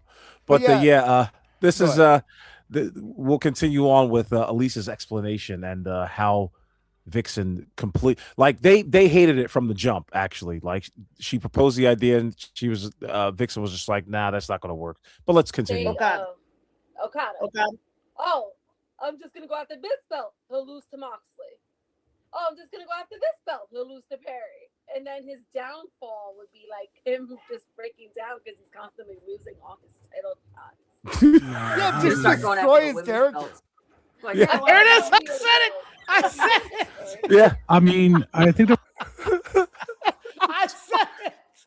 Rhonda, I'm here with you, girl. I'm here with you. Rhonda heard that shit, was like, bitch, are you for real? Yeah, we're Are on you Team fucking Rhonda. kidding me? You're on This Is Awful. We're Team Rhonda. Okay, for the record. Unbelievable. Golly Moses. But this next clip here, Vixen makes a small comment that MJF could have had a belt made for him. Mind you, none of them can express how this is going to work. But then Nicebeard brings the Jimmy Garvin, you touched me in a personal way you never touched me before.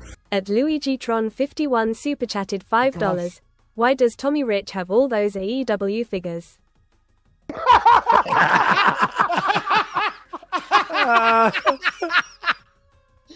Kudos to you, my man. Great comment. Don, do you understand why we let them interrupt us now? Do you get it? I get it. Yeah, that's great. Unbelievable. Well, thank you So for the super chat, my man. We should pay you All right. $5 for that one. Right. Tommy Rich. All right. Well, this is Vixen is commenting about MJF. you go. See, hey, Santino anything's Morello. But that possible. was in the 2000s. That was like 2010s. Wrestling is They're gonna make a belt just for MJF, like MJF's title. You can't lose your own. I mean, he can create a cardboard title. Why is he so much louder than the rest of them? So much louder. Because he has a good microphone. Yeah, he's the man. He's he's got. Everybody else is using their laptop mics. I'm now developing a new theory where Mr. Nicebeard is actually like sexist, and he's there. This is all part He of has to fight his urges. Right.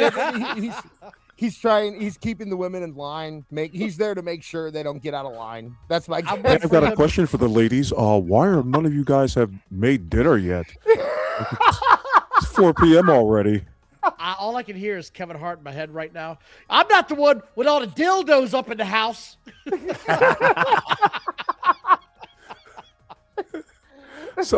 So there's our boy Nicebeard making a great comment about MGM should have a cardboard championship. Question for the panel: what are you doing to make your man happy tonight? Yeah.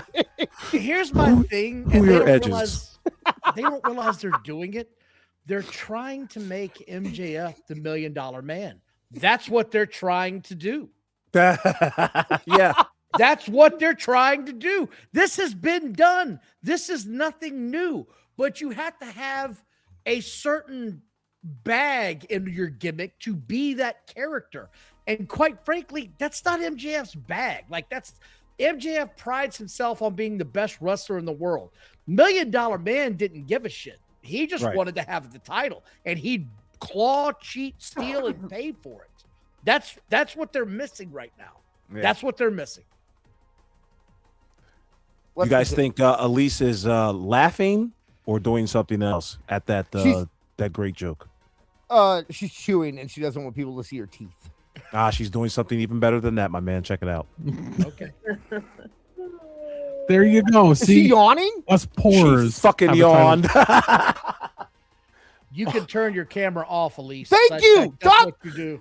Doc, I've been saying this every time we watch these. I'm like, you don't have to be on camera. Like, nobody is coming here to look at you. I'm sorry. No one's coming here to look at us. That's not why we do a pod. No one's here. Watch this. See how that happens? Look at that. Done. No one is here to be like Don Wayne. No one came here to be like, you know what? I'm going to sit back and watch Don. Like, they want to listen to our ideas but you don't have to be on camera, guys. Go off camera if you don't feel comfortable. Clearly they're not. Well, I don't know. War Mama looks very happy now. I don't know what she's doing. There's going to be a point, gentlemen, where Vixen is going to wish she was anywhere else on planet Earth. I can't instead of doing what she does on this camera. But this next clip here, the panel gets excited for ELyse, Miss ELyse there at the bottom, War Mama. And it admittedly, I think, is a cute little moment. They're all happy. They're all happy for her because she gets to see Cope and Christian and FTR face off in a street fight at Double or Nothing. She's going to the show. And Vixen's gotta, of course, make it all creepy, telling ELyse to do something that's, to me, a little weird. Oh, Check hey, Don. By the way, Don, Sure. real quick, before we get into that, you got some fans in the chat. After I said no one's here to stare at Don Wayne, apparently there are a few ladies in the chat looking here, hanging out here, staring at Don Wayne. There you go. I'm happily married, but thank you. All right, keep going. As soon as they lost, I was like, as pissed as I was, I go, Double or Nothing. And then I got happy because I knew that ELyse was going to be there to see that. Yeah, I'm in a street fight. And I'm happy In a for you. street fight. They're going to go next to like you. a street fight, and I quit street fight. You need to have a If they sign go live, because. take a whiff. Go, get it in. Get it in your nose. What? Wait a minute. She said if any of the wrestlers get close to her, she should take a whiff. I heard. Get a Get nice little whiff. That. Look at the excitement on ELyse's face at that idea. But look at Rhonda. She's like the one person. It's like, what the fuck is going on in here? What did I sign up for? Like to me, Rhonda is stealing the show because she's the one that's like, okay, I'm a fan, but what the hell are we talking about here? Vixen looks like she's smelling herself right now. She's sniffing it in right now. Oh my goodness. But let's continue with this mess. Capture it in a jar. No, she needs to save that for Wardlow. She needs to save that for Wardlow. He needs to return first. All right. Maybe he'll return. Maybe he'll make a surprise return. Take a napkin, wipe them as they go by. So take a napkin and wipe them as they go by, and put it in a fucking mason jar underneath your sink, and then worship it every Thursday night. I don't know what the fuck you do. Holy cow! But yeah, that's a little bit of Vixen. We get a lot more Vixen later on in the show. Oh, good. I'm glad. Yeah. Looky, 15, 24, and 15. I regret this decision. Holy in this clip, yeah, I'm telling you. And see here, this is the thing, Don. This is a pro AEW podcast. Do you guys know? Can you take a gander at how many people have seen this podcast since it's been up? 8. A little bit more than 8. I'd say around 50-ish, right around there. Yeah. I think. Yeah. Not many people watch this show because I don't know why. I kind of enjoy it. When you watch it and you have to research the shit. I got off on the train. I'm glad. I've got to guess. What is it? Vixen looks like she's coming in hot already. What in the fuck, dude? Well, in this clip, the panel discusses MJF teaming back up with the Hurt Syndicate. And Miss Rhonda Top Right makes an observation about it. Now, to be Rhonda, fair, don't let me down. Don't let me down, Rhonda. Her punchline actually pops everybody. Unlike Nice's shitty joke about the cardboard titles of whatever the fuck. Check it out. And he's known for hurting people, like Wardlow. He comes, the power bomb shit up, he leaves. Yeah. Let's just all talk at one time. No big deal. We'll just keep talking. We're all gonna say things. Nobody cares. I'm trying to listen. Girls' night out. It sounded like South Park episodes where they all go rabble, rabble, rabble, rabble, rabble. Like that's what it sounded like. Yeah, I thought I was watching a wrestling podcast turned into an episode of Parenthood where everyone's just talking over. The only thing is missing are wine glasses. To be quite honest.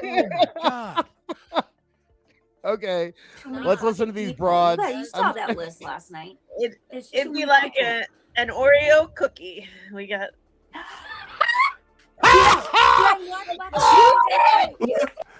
Mike fucking drop. Like an Oreo cookie. Jesus. Oh, Rhonda's stereotyping the fuck out of the Hurt Syndicate. There it is, ladies and gentlemen. Wow, racist. No, Rhonda Top Right, the racist. Is that what you're saying? Racist Rhonda the racist. I guarantee you, my friends. I guarantee you, panel. I guarantee you, chat.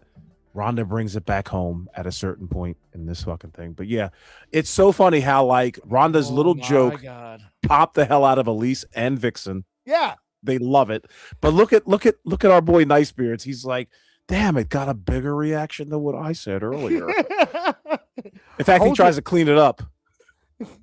There's no cleaning that up until you get a rag. As bad as that joke was, it is legitimately funnier than anything I've ever heard Nicebeard say. Even the cardboard championship. Holy shit! Even the card. Nicebeard has never. I love how War Mama is down there like, oh my gosh, did she just say that? Did she just say that? Yeah. Oh my god. Oh my god. Oh my. We're gonna get taken off YouTube with that one. Get demonetized. You don't touch me in a personal way. You never touched me before. At Mr. Jamie Jam 88 super chatted $4.99. I sound like a broken record, but all pro EW podcast will never ever grow because of idiots like them. Never ever. Regina Sharp, I never do this, but if you are going to do another super chat tonight, do that last comment as a super chat. I would like that played over the air. Thank you very much. Not to beg. Thank you, Mr. Jamie Gem. Yeah, I really want to hear our This bitch just said, "Treat me like an Oreo cookie." Holy shit! Yep. Oh boy. Wait, Prince made a song about this. It's called Cream. I'm confused. What's the confusion? Who is she talking about specifically, though? She was talking about MJF returning back into the fold with the Hurt Syndicate. Ed Ewan ** super chatted $4.99. Oreo. That's like me joining AEWFUL and Kevin. Oh, I'm holding my mouth now. Oh, that's so shocking. Thank Shout you, out to Ewan. the great Kevin Apollo. Thank you, Ewan. So yeah, no, who is she talking about specifically? That would be the other parts of. Oh, we got more. And when we come to Philadelphia this time, there's going to be no mistaking what's going to happen. I'm going to come on you like nobody's ever come on you before. No baby doll at your side. Yeah, nobody to run distractions for you. Just you and I getting it on like two men should do. Etona Sharp super chatted $5. Rhonda the Racist was the weirdest PBS show.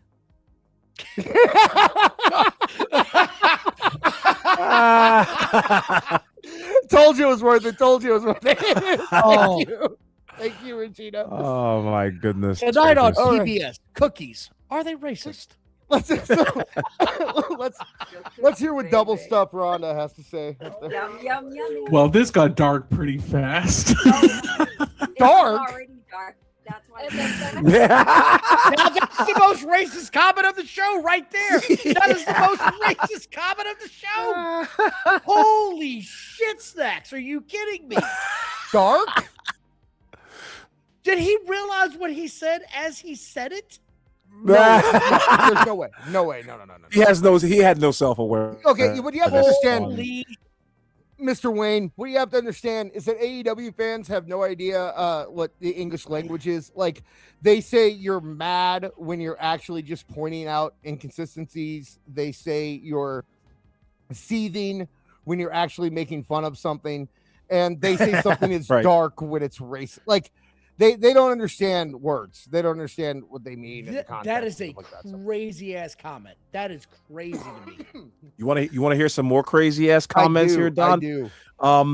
In this clip, Nicebeards is at it again.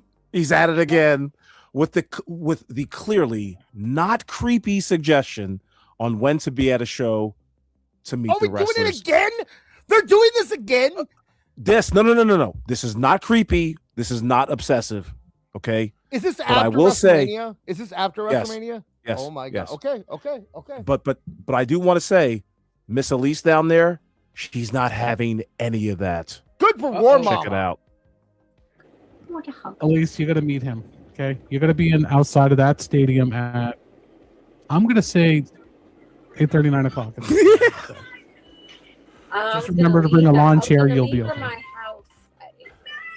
Oh, look at mic drop. Gonna be over there by like Come over here. 9:30, 10 o'clock, depending on. Yeah, she's like, I'm not listening to any of that fucking bullshit. I'm leaving my house at 8:30. Goddammit, and Max- maybe the Uber will be there. To pick Max me up. asked me last night. He's like, because he would always ask me what wrestler did you want to meet growing up, and I always said it was Hulk Hogan. I wanted to meet Hulk Hogan. Well, I met Hulk Hogan. Max actually dragged me 2 hours to go meet Hulk Hogan, and I appreciate it. But then last night we're sitting around. He goes, "Well, now you met Hulk Hogan. Who's left? Who do you want to meet?" And I can't think of one wrestler that I would do more than like step a little bit. Like if I saw Cody Rhodes having lunch, I'd be like, "Hey, it's Cody Rhodes," and I'd wave at him or something, right? I can't think of one wrestler that I would go out of my way to like maybe for him. I told him I got I'd one. do it, I got right? one for you. I got one for you. You'd go find Brock Lesnar. Okay. Yeah, I mean, if I That's knew the that, guy. That's if the I- guy. Yeah, That's the guy. But you know what? You know what sense it would be? It would be if Brock Lesnar was having a signing and it was within That's like, what I mean, though. That's what I mean. Yeah, if it was in my area. See, I don't even count that because like there's some wrestlers that if they were having a signing, I would go to the signing for. But we're talking about getting up at 8:30 in the morning, going to the arena, stalking the arena, trying to find. Yeah, but that's what weird. They're talking That's about. weird behavior. That's weird behavior, man. Yeah. Right. Oh yeah, Like, Luigi so I'll put it to you this way. A couple of years ago, I was traveling, going on a trip. That was probably like 8, 9, 10 years ago, like something like that. But I saw Drew McIntyre in the arena. They had run Raw in my town the night before. I waved at him. It's 6 a.m. I'm a grown-ass man. I know what you're going through. I just waved. And the dude was like, he pointed at me like, you get it. I was like, yeah, man. Thanks for I appreciate you. And I just kept moving on about my day. And that was one of the best interactions I've had with a wrestler in my life. Like, I respect you enough to know it's 6 a.m. You don't want to be bothered. And I don't want to start up a conversation about what the hell just happened last night on the show. Let's move about our day like adults. Yeah, Randy Orton. I got caught in the, which is weird because I lived in St. Louis at the time, but I actually saw Randy Orton at the Washington D.C. airport when I got stuck in the Washington D.C. airport, and he was walking by, and this is when I was in my like mid-20s, and I saw him, and all I did was I put my hand in the air and then I pointed at my shoulder because he was doing. You remember the shoulder report that he used to do? Yes. Where he used to come on and say, like, it's 92% now, you know, that kind of thing. So I just pointed at my shoulder, and then he smiled and gave me the finger, and he went about his day, and I went about my day, and it was great. That's it. Okay. That's the best interaction ever, man. Like, they get it, like, you're a fan. I appreciate you for not being a total chud. Right. But he's a heel, so he still gave me the finger, you know, and that's all it was. It was the end of the day. You're not laying out tarps in your basement, Donald Ducking it covered baby oil. But I will say, I think now that my day, you know, I might take Max to meet people, but my day of meeting wrestlers has probably come to a close. And I think the best interaction I ever had was Hulk Hogan when Max took me to go meet him, and Hogan did the whole thing where he shook Max's hand and he acted like Max was electrocuting him because he said, "I'm taking all of your energy, brother. I'm taking it all, brother." And he did it for like a minute, and I'm just like, I'm like trying not to cry. Adrenochrome, brother. You know? Such a cool moment. He succeeded. He was successful in just using his mouth to get the man off. At Last Call Podcast DCC super chatted $5. I need Awful and Dis to interview this group. It would be the equivalent of Jerry Springer meets Stadler and Waldorf with a touch of Benny Hill gags. Bring them on, man. I've interviewed these guys. I want to do a podcast with these guys. I have one question. I have one question for Vixen right now. Can we possibly get one more fucking earring in that thing? Can we get one more earring at all? Hey, Don, I know you think that and I think that, but we're just out of touch, man. She's a babe. Okay, you should have. She was beating off guys with a stick. Her DMs were so full. Okay, you have no idea, man. I'm pretty sure she's not beating off guys. Yeah. You're welcome for the setup. You're welcome. It was a great one. I caught it. There it is. All right, let's finish this. We're almost done. Do a radius from the Bronx to the Queens Coast. Do get your backup battery. I don't know. That's gonna be fully charged. I got that. That's my boo. That's her boo. I'm telling you guys right now. I'm gonna be calling and I'm gonna be blowing up that chat all day. My phone is gonna. You better be. Fine by me. I'll have my phone Okay, volume on. okay, stop. What group chat? what chat are they? What service do they use for their back chat? I want to hear your thoughts here. I'd say I think they all I think they all go on their phones. I don't think they deal with an app per se. I think they all know each other's phone number. So it's just a group message. Okay, I'm going to go with fucking MySpace. I'm close, Don. MySpace. I'm close. I'm saying Facebook. I'm saying they got Facebook Messenger, and they haven't updated yet. They have not updated. They're all sending. They're still in 2001. They're sending AI memes to each other and saying like, "Hey, did you see this? There was a kid and he made a perfect statue out of Jesus using crabs." Isn't it amazing? Like, that's the stuff they're sending to each other on their group chat. Rhonda's been the coolest All right. one so far from what I've seen. I'm just saying. Oh yeah, She dude. speaks her Listen, mind. and she doesn't take any of the guff from the No. other ladies. You know, she's trying to be. I'll tell you what. The what happens later on in this show turned me into a Rhonda fan because she gets it. But this part right here, because I know Don has got to go soon, but I had to have him be a part of this. Okay. So You this do this, and then I particular got a clip comment. Go had me fucking dying. Okay, apparently when Vixen is doing Vixen Omega down here, when she's doing these podcasts, she apparently puts a sign on the door. Who knows what the fuck it said, but it must say something to the effect of, "Open this fucking door, and I swear to God, I will." Check You know what this. Yeah, go ahead. I know it. I know what the sign said. Dildo baggins in process. Well, you take a look at this clip and you tell me what you guys think of this shit. Hilarity. So then, Go you know ahead. what's next for Kenny then? Let's touch on that. real Well, quick. What's next for Kenny? we're gonna. Okay, if this is the perfect opportunity to go to the next topic really quick, then, because. Nicebeard's You know, like our thoughts on Darby winning the championship, which I'm glad to Right. bring this feature. What's that? Nicebeard's like, oh, what's gonna happen with Kenny? Okay, let's move on. Let's move look on. at her face. Look at Vixen's face already. Something's going Yep. on. I'm not sure what. Oh, she yeah, Is look- she has Go ahead. recoiled in her chair like a cobra ready to strike. She is ready to spit hot fire. Oh boy, and does she spit hot fire, my friend? Check this out. Onto the channel. Whoa, I see a hand. I see a hand. Oh my gosh! Hello. She kept her mic on. Oh, who's at the door? Who's at the door? Someone who can't read a fucking sign. You're live. Okay. Hi, Heather. Hi. Heather, Oh, it's her are you partner. excited for me to be there soon? What? He's moving to Randolph. Are you excited to move here soon? Just to hear your shit? Yeah, you bet. What is going on?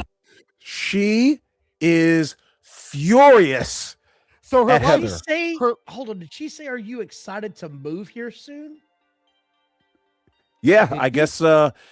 Nicebeards is moving to nearby where Vixen lives. Her life partner came in and decided to. Yeah, I gotta replay that.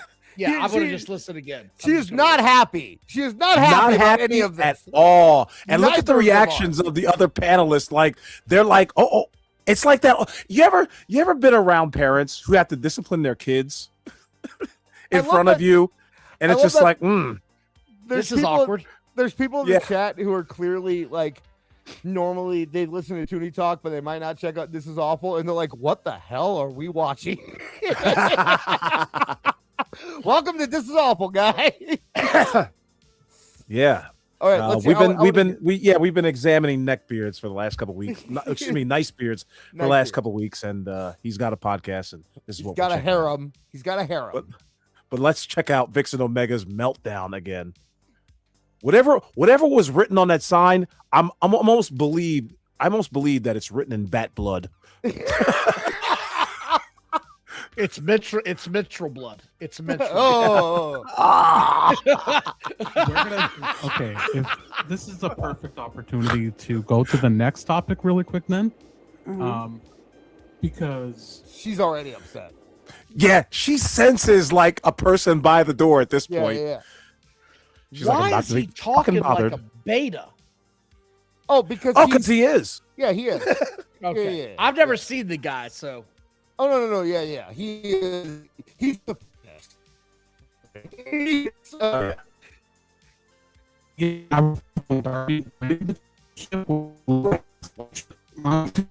the channel.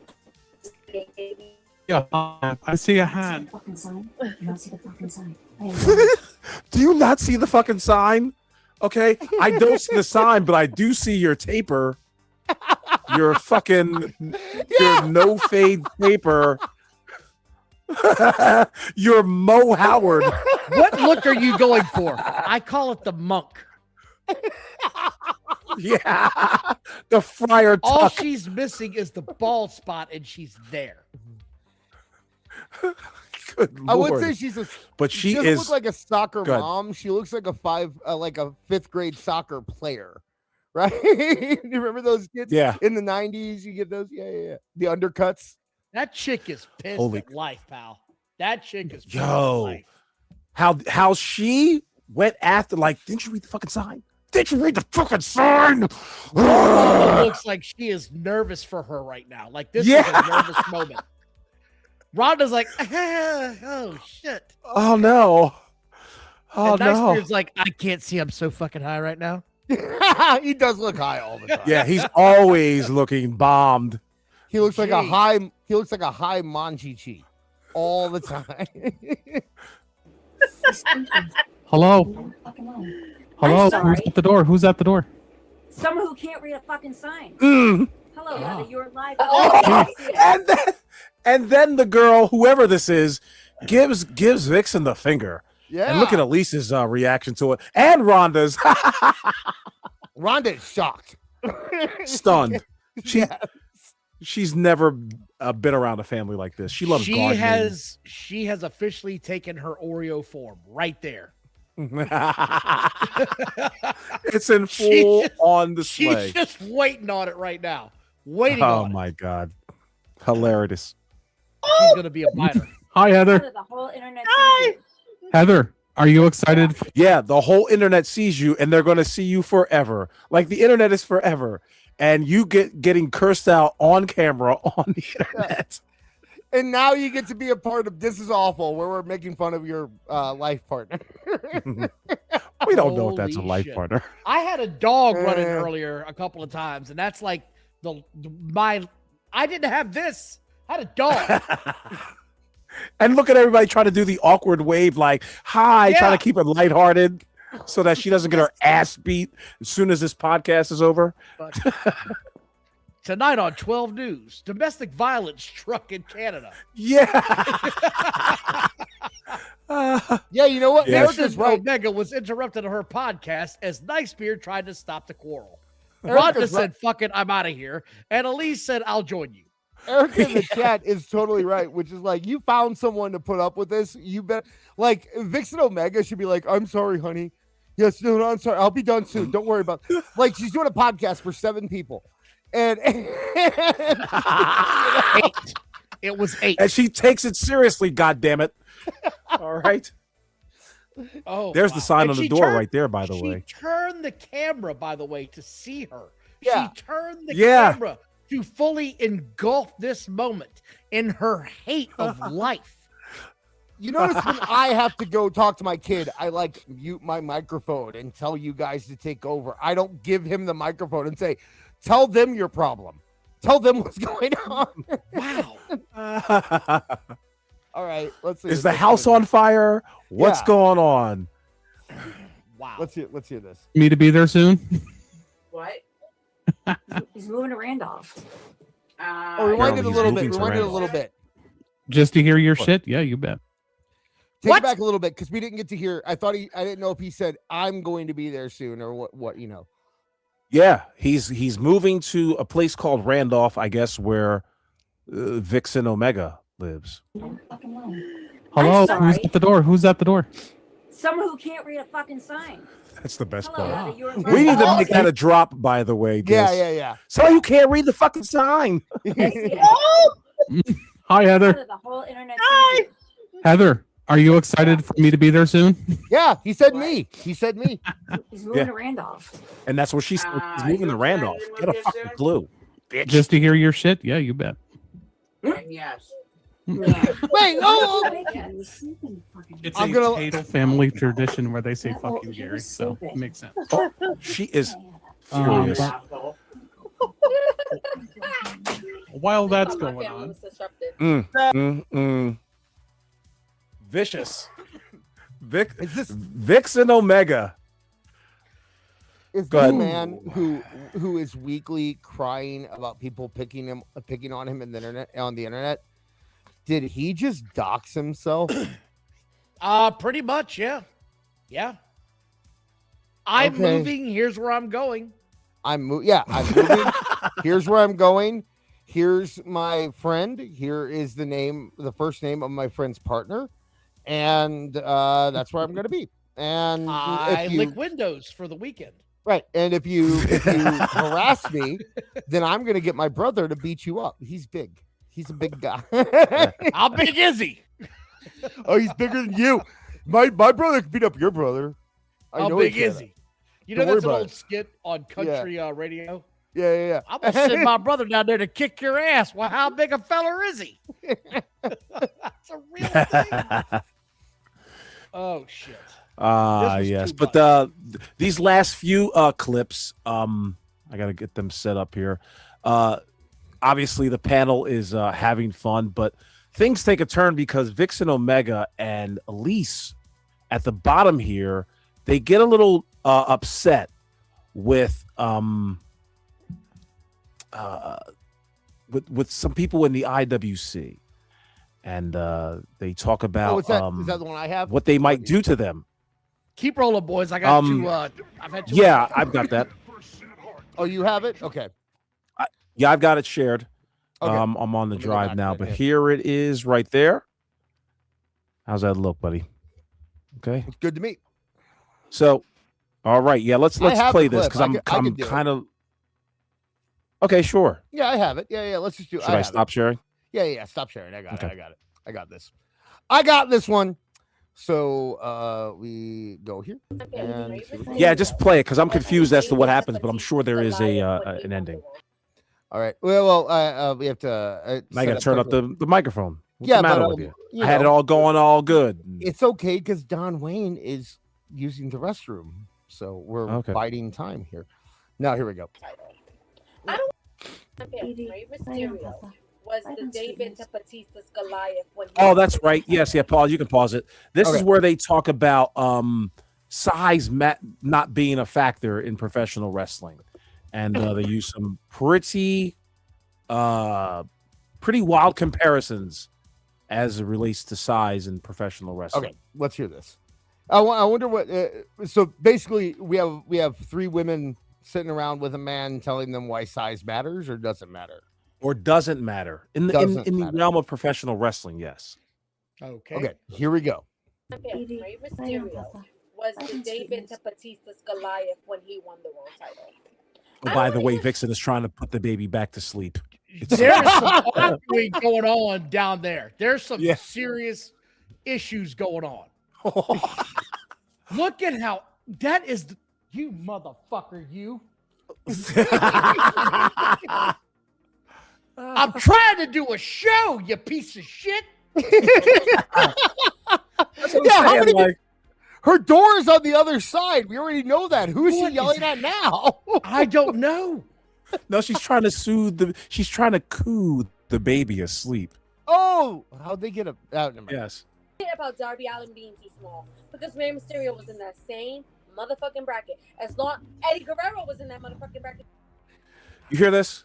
Are we comparing Darby Allin to Rey Mysterio and Eddie Guerrero? Is that Dude, really she what we're doing compares right them now? to Eddie Guerrero, Chris Benoit, Rey Mysterio, guys who had spent years as smaller professionals. Good. Not putting their fucking hands in their pockets. That too. And they look like they could whip ass. Even Rey Mysterio looked like back in the day, as small as he was, could whip ass. But he Especially looked when he's on the special juice. because he was. He Yeah. was special because of what he could do. So if you didn't see him in the 90s, you missed out because was the most special thing I ever saw on Nitro was Rey Mysterio fighting all those guys every week. It was always a 10 to 15 minute match and it stole the show every time. So I'm going to make a statement real quick, show-wise. Apparently, YouTube has been kind of being weird and glitching out. I think what we're going to do, I've been recording this on our end, so I think instead of using the YouTube recording, maybe we'll just upload our recording of the show so that we have a clean record. We'll see how it works out. But if you had trouble listening to tonight, check out the replay, and we'll try to get a clean one up there. So anyway, let's keep going here. When he faced Brock Lesnar for the title.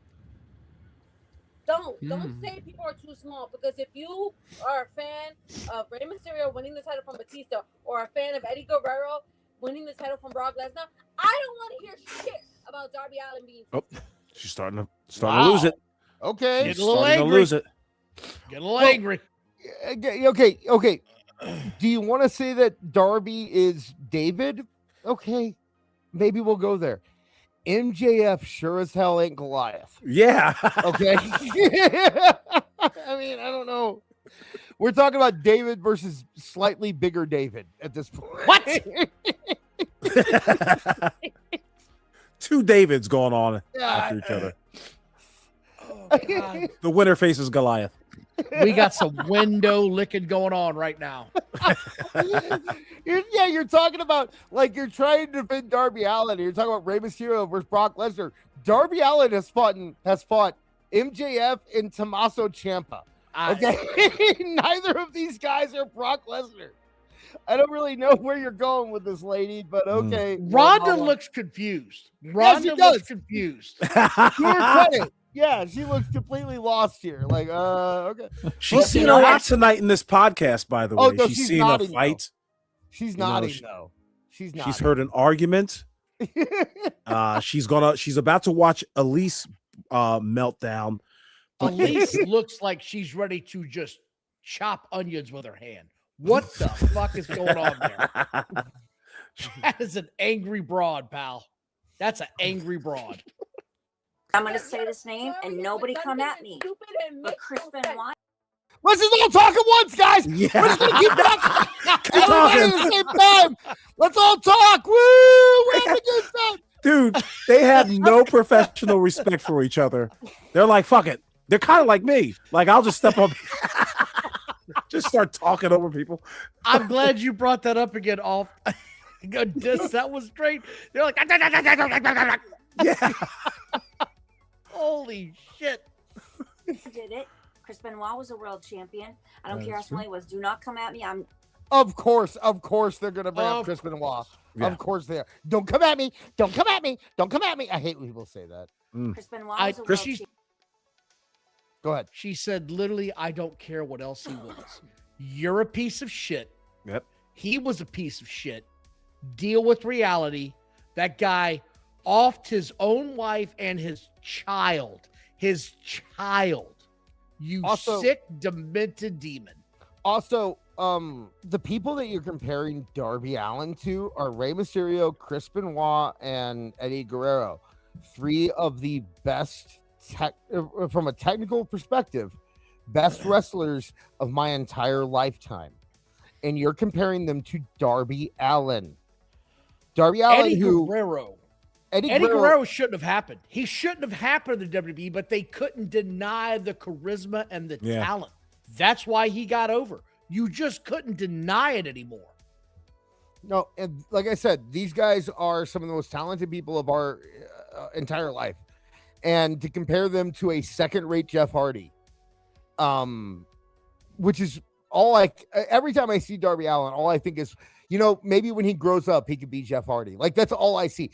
Chris Benoit was like, what, 6'1" or something like that? Like, Darby Allin is 5'4". Come on, people. He can't. It's not the same thing. I don't care how small he was. Do not come at me. I'm talking about the wrestler he was. We're talking about him as a wrestler. So don't come at me, because I will fucking chop. Believe me, no one's coming at you. Right. So why is it that life mate? Why is it that it's like So these are I want to point out, these are the same people that would get on you for cheering for Brock Lesnar. Yes, they are the exact people, because he's a grown man. Send me a picture of you pissing. Okay. She did it. No one forced her. She did it. Get over yourself. Some women are hookers. That's just what they are. She was a hooker. A high-profile hooker. So she wanted to get paid. She got paid. Vince wanted to get laid. He got laid. So we'll get mad at you for liking a company that has Logan Paul in it, or we'll get mad at you for liking a company that has Brock Lesnar in it. But then we will sit here and say, don't come at me. I'm just talking about Chris Benoit. It is in-ring ability. No, the man was evil. Okay? It doesn't matter. And like, I don't even buy the concussion stuff. Like you don't. There's plenty of people who have had concussion problems who didn't kill their wife and son. Okay, so yeah, I'm with you, Don. You same page, Don. Same page. Scott Hall literally had to kill a man working as a bouncer at a strip club and never got over it. Never got over it. That there's a different level of morality at play right now. And this chick is on the far end of the spectrum right now, yelling at her life mate because she came in. Hey, what's going on? Can you read the fucking sign, Nancy? Can you fucking read, bitch?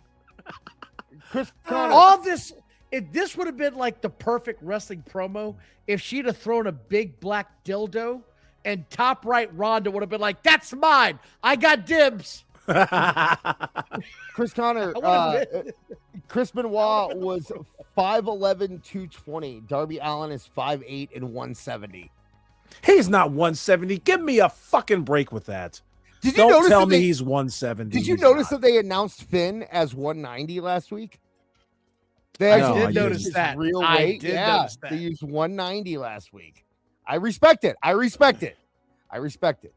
back to this. Pretty blocked. Yeah. All right. We were talking about wrestling. He was a world another champion. one.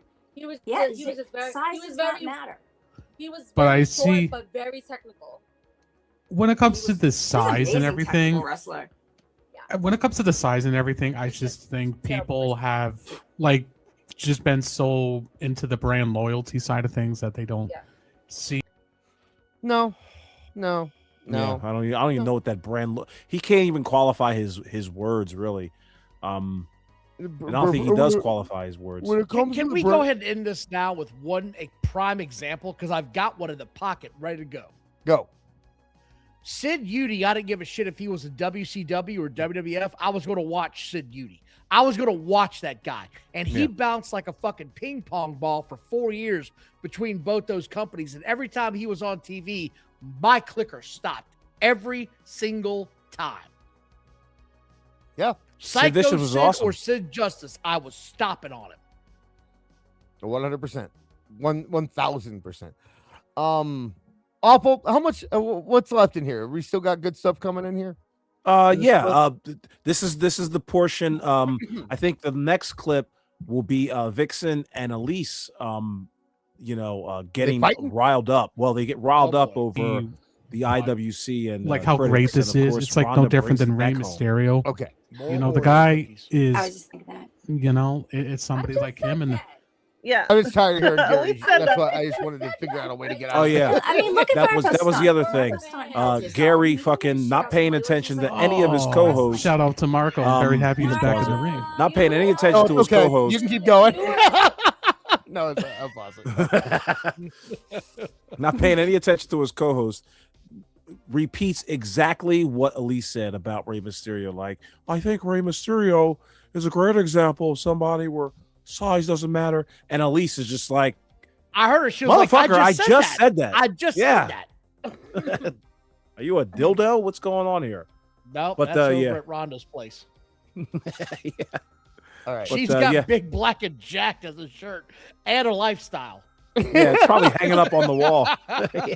Bro, it's hanging in the garage in her swing. All right, you can continue there, Dis. Let's see if the next clip goes in there. Oh, it didn't load. Here we go. Oh, shout out to Marco. I'm very happy he's back in the ring. You are if you were We listened to a Marco Stunt interview by this guy last week, Don, by the way. Marco Stunt was on his lunch break. He was in his car. It was fucking hilarious. If anyone wants to go back and watch literally the guy that I coined Dildo Baggins. That's the guy I coined Dildo Baggins. If you know, you know. Shout out to Marco. I'm very happy he's back in the ring. You were. Oh, awful! The clip you gave me has a big pause in the middle. She woke the baby. Oh yeah, that's all right. It was my computer. No. It's cool. Okay. It's I not don't give a shit about size. I don't. I don't because that's it. Again, it's hypocrisy and it's toxicity in the stupid IWC. I don't want to hear it because Oh, I'm here go we back go. and forth with an idiot, and you're just gonna keep proving me right. Mm-hmm. Yeah. I'm not doing it. This is why I don't start arguments with people on the internet, because I'm gonna end up cursing somebody out, and then they're Yeah, not gonna like it's me. what I look up. It's what I look forward to every time. What happened? No, you don't. No, you don't. You liar. Every time someone disagrees with you, you cry about it and bring your brother in to beat him up. Every time. Every fucking time. We've seen it happen over and over again. By the way, yeah, Vixen is commenting that ELyse's rant woke the baby. Yeah. She woke the baby. It almost happened She on woke our the baby. with that stupid lady. Wait, is she? So does she have them going over her speakers? She has them going over her speakers because she doesn't have the wherewithal to know to put in earbuds or, I don't know, some cans so no one else in your house can hear your conversation. You self-righteous twat. Thank you for not using the C word, Don. YouTube I doesn't tried like my that, best but there. You did. I appreciate that. You got one up on Kevin Apollo. Yeah. Love that guy, by the way. Love you, Kevin. Oh, we do too. But he will throw out the C word whenever he gets a chance. Go with the Well, T other word. than that- It'll still be the same effect. And you know what happened? We banned What the happened? bitch. She got blocked and deleted by me. You could be salty, bitch. I do not. Now look at Rhonda.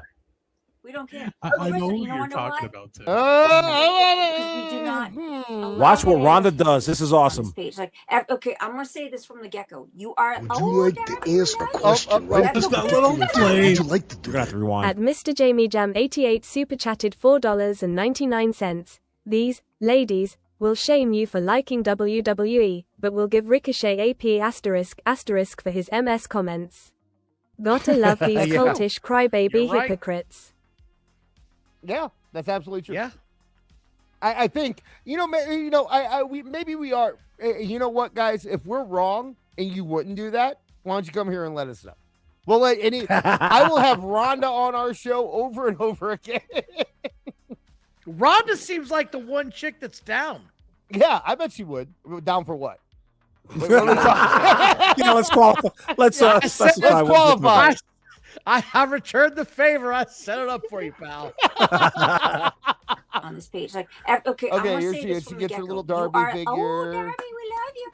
That's That okay. little And turns the whole room. Listen, you can't really hear it, but Vixen and ELyse were about to go in on somebody It's like a baby. from the chat. Yeah. And then Yeah. Rhonda top right squirrels both of them. It's a swerve, bro. Yeah.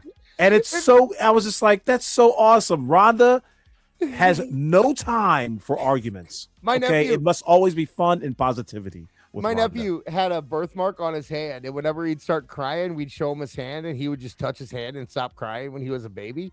And that's what it You gotta get reminds him me checked of. out. You gotta get him Touch checked the out. Darby. Touch the Darby. Yeah. That's exactly what she did. And it fucking worked, Don. It did. It worked. Look at them. They went from it's so frowns to smiles in 0.8 seconds. It's As so soon as she cute. put that little fucking doll up to the screen. And Rhonda Nicebeard knows how to still doesn't turn. know where turn the the- fuck he is. Yeah. But rewind that a little bit there, Dis, to the point where it's just like, yeah, you could see them like they're both angry. Yeah. And There. Okay, there they Yeah. are Right there. angry. Oh my god. look at that. Ugh. I'm gonna say this. Two from the Karens. get-go. So angry. You are. Oh, Darby, And we then- love you. Oh, That's look okay. at me. The little flame on the side. Look at that little flame. It's a baby. Yeah. This is baby. This was the point where I was just like, I don't want to make fun of this anymore. All right. I think is that it? Is that where we're cutting it, or do you? Yeah, is pretty there much. I something mean, else? Rhonda is the hero of the show. She completely derailed the trajectory of that show. I 'cause like they were about to Rhonda go a hateful. lot. Yeah, and she brought it back home. Okay. So cool for Rhonda. we've established we're Team Rhonda over here. Oh, yeah, on- for sure. on I This like is Rhonda. awful. We're Team Rhonda. I was leaning towards War Mama, but you guys won me over. I'm team, I'm team Rhonda now. Is a little crazy. She's ready to go off. That's why I liked her before, though, right? Like she had that look in her eye, like she could smack someone. But now I think she'd be everyone, and I don't like that so much. All right, why don't we? Do we want to really? Is there anything we really need to jump into for the rest of this awful? Or do you think we're good? The rest of this, do you want to look at Vito beating somebody up, or Yeah, let's take a look at Vito. Let's do that. That will close it off with Vito. How's that? Yeah. We'll close it out with Vito. All right. So. Big Vito. I wish I had some context to this. Yeah, I have. I've seen this. I've seen this. Oh well. I thought it was all at work. But Big Vito, apparently, was at a convention, and this fan confronts Big Vito. This is this is another reason that I said that the indies need to end doing WrestleMania weekend. Nothing good has come from the. Like Big Vito got in this fight. 2 people claimed sexual harassment. A referee had to go to the hospital because she got dehydrated after reffing 7 different shows in one weekend. Jesus. People were like, it's over, guys. It's over. This is over. We don't need this anymore. But let's watch this. What the fuck is this guy doing? The biggest star of Juggalo Championship Wrestling, by the way, is Vito, apparently. That's next to Vince Russo. And cocaine. Yeah.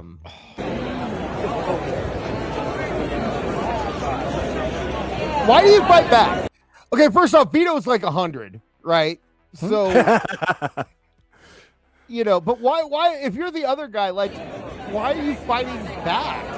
Why nobody went for a single leg? They did. They had a collar and elbow tie up, though. Awful. Kinda. Why in the hell are the fans just like, yeah, let that shit go down? Yeah, because they don't know if it's a work or not. Yeah. Why would this be a work? Who benefits from? Is that guy going to wrestle? Like, what is this? I will choke your ass. Right on my merch? Come on, bruh. He looks like Jacob Fatu with Roman Reigns last night. That is my uncle. What is my Uncle Charles doing at this fucking convention? Yeah. Trying to pick a fight with Big Vito, of course. Motherfucker owes him money. I got to call Uncle Chuck when this shit's over with and see what the hell he was thinking. Seriously, this is exactly Raw. This is what Jacob Fatu did to Roman Reigns on Raw last night. It is, yeah. The Tongan death grip. Yeah, he's just killing him. He's got him. So far, this has been 40 seconds. No security.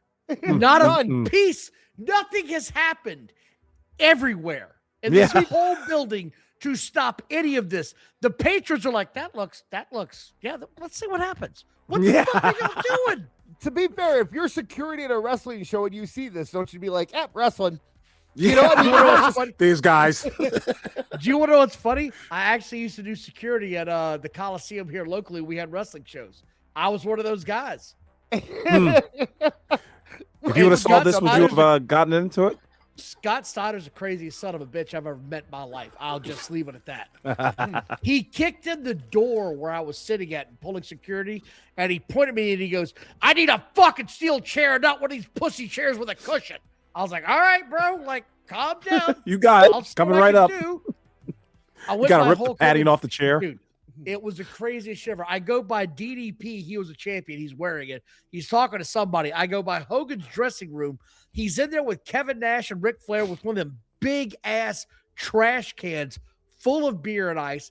I keep walking till I find the chair. I go back to Scott Steiner. He's like, you're fucking late. I was like, it was 2 minutes, bro. It was 2 minutes. Are we serious right now? Wow. Who's this guy? Yeah, for real. That's security? Chum Lee there is security? He's found work. On the block. All right. I think we're that is the big That's sad, Vito man. That's clip. sad. That's just sad.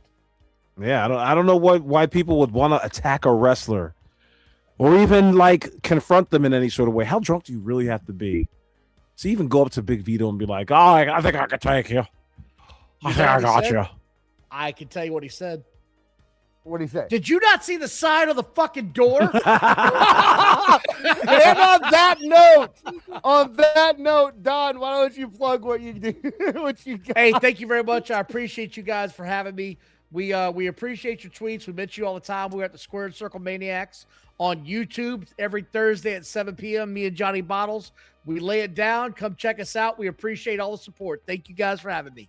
Indeed. Thank you, Don. You're welcome anytime. Either show, man. This was fantastic tonight. And I apologize at the beginning of the show. But you guys didn't get to see it. But when I jumped on, I didn't look at my screen, so I was just talking like Awful was there and Don was there, and I didn't say hi to him. And I felt really, really bad after that. So, good, dude. Shit happens when you party naked. I do, and I want to apologize. I was trying to keep up with usually we have it set to where we can schedule the ads, but tonight apparently YouTube was just putting them in there. So we do apologize if you had extra ads tonight. We will take care of that in the future. It won't happen again. Awful. Should you want me to plug? I guess I'll just say Toonie Talk Wrestling on Saturday at 8 p.m. And I'm sorry, I'm used to actually doing the real time. 10 p.m. Eastern, 9 p.m. Central Time. We will have Toonie Talk Wrestling. Me, Awful, and Jake will be there. We're going to really get into the releases and anything that comes up between now and then. Otherwise, make sure you are subscribing, youtube.com @Toon Wrestling. And that is where Toonie Talk Wrestling happens. Usually at this time slot, 8 p.m. Eastern, 7 p.m. Central Time. Awful, this show will be back in its normal time slot next week. Awful, what do you got? Oh, I got nothing, man. I just had a good time with the chat and with you guys, and we thank you guys for listening in. Shout out to the replay crew, of course. Shout out to all those who super chatted tonight. And, of course, you can check us out here on Awful Wrestling. If you haven't subscribed, you might want to hit that subscribe button because we've got some Hit that fun. button. Yeah, coming up in the coming weeks. Hopefully, we've got a big surprise on the way. And I'm still trying to set that up, and that's going to be a lot of fun as well. But yeah. And, you know what? Sure. I will say we are going to start doing memberships at some point because clips like our commercials tonight are probably going to be taken out of the show. So in the future, we might have a way for you guys to watch them if you want to do the memberships. And also then you don't have to worry about YouTube messing up and giving you ads during a show that we said not to put ads on. So there you go. Yeah. So appreciate that. All right. So I think that's it. Yes, you indeed. You ready so to call it? Yeah, sure. So for Akadis, and of course from the Squared Circle Maniacs, Mr. Don Wayne, and tell Johnny Bottles I said hi. I will, brother. I will. Yes, indeed. This is Awful Wrestling saying peace out, y'all. Have a good night or have an awful week.